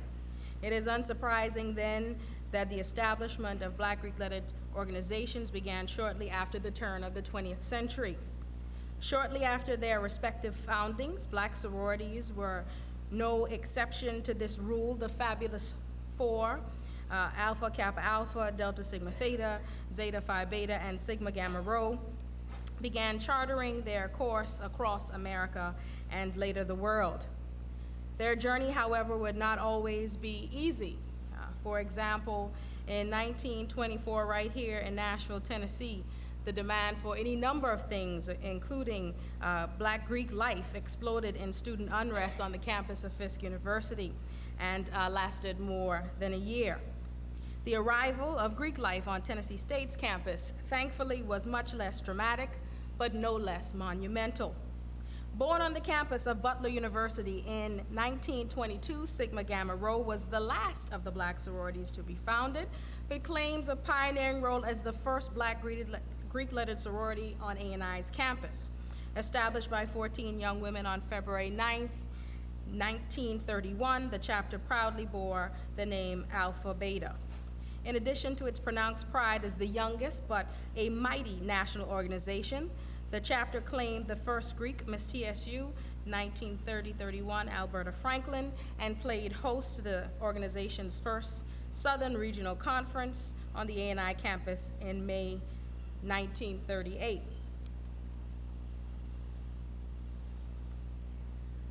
Founded in 1908 on the campus of Howard University, Alpha Kappa Alpha was established on Tennessee State College campus on May 13, 1932, as the Alpha Psi chapter with 18 charter members. In its earliest years, Alpha Psi prided itself on its Welcome to Tennessee State project, which met trains and buses at the beginning of each school year. Howard was also home to Zeta Phi Beta, which was founded on its campus in 1920. The Epsilon Alpha chapter was established on Tennessee State's campus on April 15, 1933, with 6 charter members. Among its earliest advisors was Marie Brooks Strange, who was head of the music department and directed the 100-voiced campus choir and nationally famous concert singers. Delta Sigma Theta was founded in 1913 on the Howard University campus and established the Alpha Chi chapter with 7 members on Tennessee State campus on May 15, 1936. The youngest sorority on campus, Alpha Chi was active early on in the History Club and known for its annual hosting of Jabberwock, which benefited the incoming freshman female with the highest GPA. Here's Alpha Beta in 1956. The SG rows of Alpha Beta were especially fortunate in that they could boast the constant presence and guidance of Martha Brown, a charter member of Alpha Beta. As the campus's first librarian, Ms. Brown towered over the chapter's character and development for several years. She was fondly remembered by Dr. Katie Kennard White, who herself was a longtime advisor, along with Betty Van Buren. When asked about her decision to join SG-Row, Dr. White replied that the chapter was, and I quote, very much involved in community service with very little dances, end quote. So you know what that means about the rest of them, all right? It was the sorority's commitment to education and community service that attracted the organization to her. As a member of the Aurora Club, the pledge clubs of old, Dr. White recalled participating in the play Not a Man in the House, as well as dreading mandatory service during the campus quiet hour. Pledge clubs, of course, have now been outlawed and unlawed and no-lawed, and so the Aurora Club was the pledge club of Sigma Gamma Rho. The Arconian Club was the pledge club of Zeta Phi Beta. The Pyramid Club was the pledge club of Delta Sigma Theta. And the Ivy Leaf Club was the pledge club of Alpha Kappa Alpha. Now, as a member of the Ivy Leaf Club, Ms. Ola G. Hudson fondly remembered having to visit each of the big sisters once a week, preparing a scrapbook in the shape of an ivy leaf. During the last week, Ivy Leaves were required to dress alike and take early morning walks together, marching in a line down to Centennial Boulevard and back in time for 8 o'clock class. Ms. Hudson is in the audience today.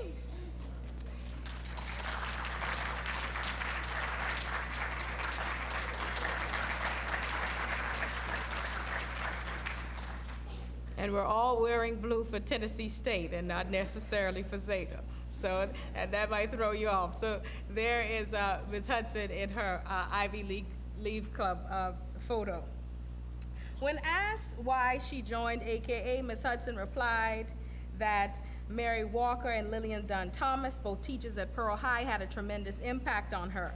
Her homeroom teacher, Ms. Walker, subtly introduced her students to the sorority by casually leaving sorority reading materials around, having them attend the annual Pi Chapter Tea at Pearl High, and having them hand address sorority circulars from time to time. Here we have Alpha Psi advisors, Lois H. Daniel and Modestine Young, as well as Pearlie Gassaway, who had a sister, Sadie Gassaway, who everyone said was pretty tough. Yeah, let's go with tough. And Dorothy Draper, professor of education. Now, I also wanted to extend this to, because we know that the decision to join a sorority is not always, not merely, in many instances, just about the experience that the chapter offers you, but also about people in the organization who you know and who you look up to. I wanted to spotlight Mrs. Ivanetta Davis, First Lady of Tennessee State University, as an AK in the community who could draw people to the organization like no one else. Now, since AKA could boast the First Lady, Delta Sigma Theta could boast the First Lady of sports. And so young, aspiring Deltas may have looked up to Mrs. Maxine Merritt. Subsequent generations of aspiring Deltas may look fondly on Dr. Dorothy Brown, who was legendary in many respects in her own right as the first African-American woman surgeon in the South, the first single woman in Tennessee to be granted the right to become an adoptive parent, and the first African-American woman to serve in the Tennessee State Legislature.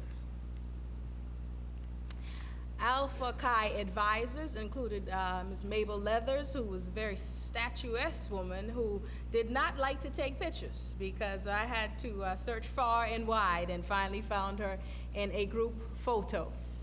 Everyone knows the very famous Y.Y. Clark, the First Lady of Tennessee State Engineering, who is legendary in her very own right. Here we have, during the 50s,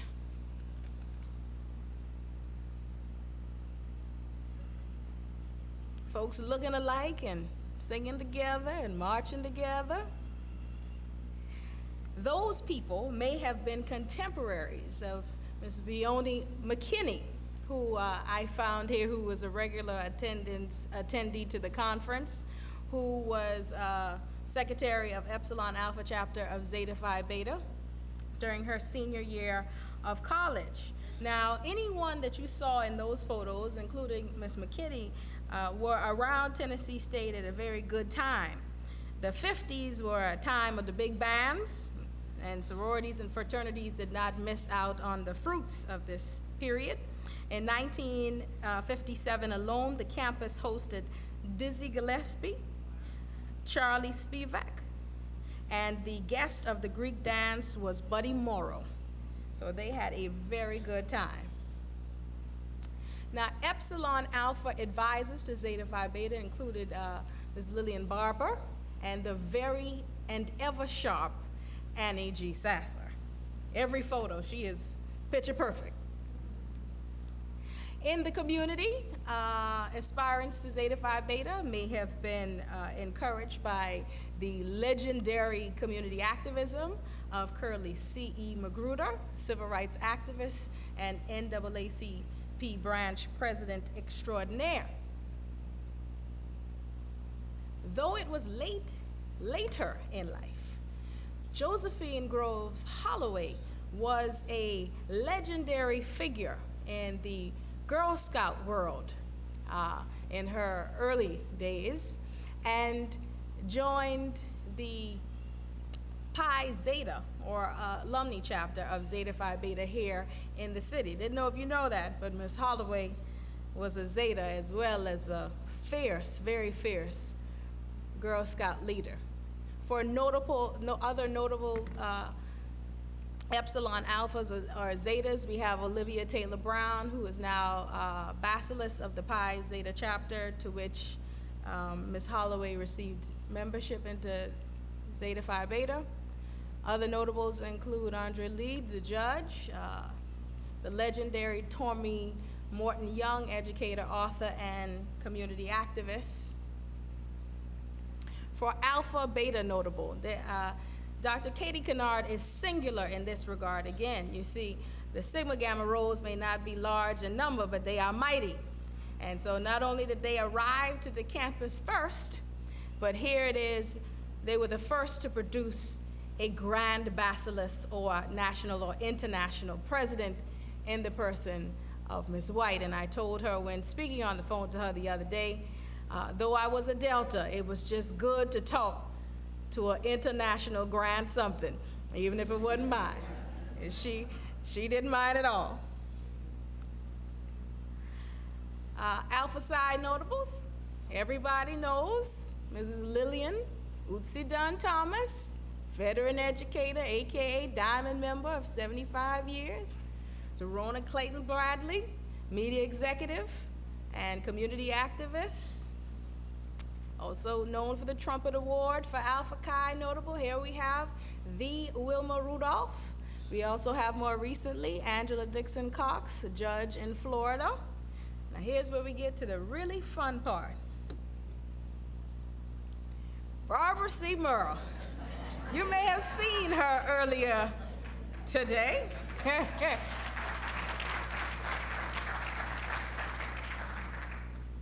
Don't kill me, Ms. Merle. This is her official Miss Tennessee State portrait, okay?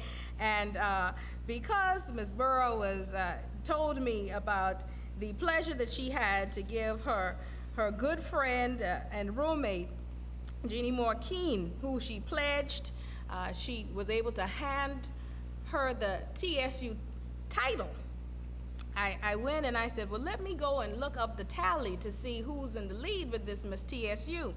And so what I found is that the SG Rose, who had an early start, they got the first one, they've had one since, The Zetas have 3. The Deltas have 24. And the AKAs have 25. And this is an up-to-date tally. The AKAs are clapping. In fact, I got some help from a young AKA, and so I should have double-checked this number, but anyway. She's sitting right there if it's wrong. Wave your hand, Jasmine. Go ahead, wave your hand. If it's wrong, yeah, okay. All right, so at the point at which I informed Mrs. Merle of this fact, she hurriedly told me that I should know that the Alpha Chi chapter of Delta Sigma Theta had won the scholarship trophy so many times for the highest GPA on campus that she thinks that the university has retired the trophy, okay? And then Dean Gloria Johnson, not to be outdone, added to this that Alpha Chi has enjoyed the most SGA female presidents. Now, I think she said all, but I don't know. I'm going to say most. She said most. Okay. Now, speaking of Dean Johnson,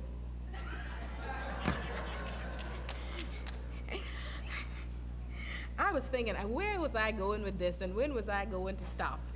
And I think this is a very good place to stop. Here we have Gloria C. Johnson. This is her portrait there that I found while in Special Collections Library of Tennessee State University. I won't tell you what day and time because that might incriminate me. But she has been the longest serving advisor, I think, of all advisors, but certainly advisor of Alpha Chi for 30 years and is now the interim dean of the College of Liberal Arts and my boss's boss, by the way. So the question is, what's next for sorority life at Tennessee State? We know that we have only just begun. Alpha Kappa Alpha has enjoyed its centennial. Delta Sigma Theta is ready to take over Washington, D.C. next year. If we don't sink it, if it's there afterwards, the Zetas can come and enjoy it, and then the SG Rose, of course, can meet on the campus of Butler University. But the point here, and I felt very insecure about this presentation after seeing the deans, is that these women have played integral roles in the lives of generations of women, that it was not just about something to do, but it was about someone to be. And that person to be was a role model, a helpmate, a friend, and whatever else it was that was needed of them. Thank you for your time.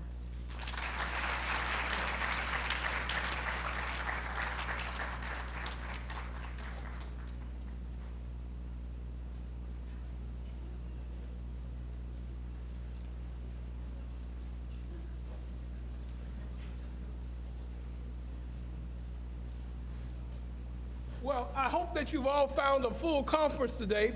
I would ask you to not leave for one moment. We want to thank you for coming. We want to thank you to come to the 31st conference since Dr. Lovitz corrected us. You know, a conference can be like a beautiful woman. As you get older, sometimes you lie about your age, but we're going to be 31 next year. But with all that's been asked, I'd like to ask Dean Johnson to come forward to take the onerous task of leading us in the alma mater. While you're coming forward, I'm going to do a personal testimony. I'm most closely associated with Fisk, but I want to tell you, under the name of Revis Mitchell, there have been 4 degrees awarded at Tennessee State. My father had 1, my son has 2, and I have 1. Thank you very much. Dean Johnson. Come on. You going to lead us in the alma mater? Who's going to lead us in the alma mater? Dr. Mitchell would like for us to sing the TSU alma mater. Yes. I know the words, but I don't sing well. So could we all just stand, and those of you who can help me, Come on, Bobby. let's help. Come on. Oh, good. We have a Meister singer who will lead us. Come forward, sir. Thank you so much. Come on.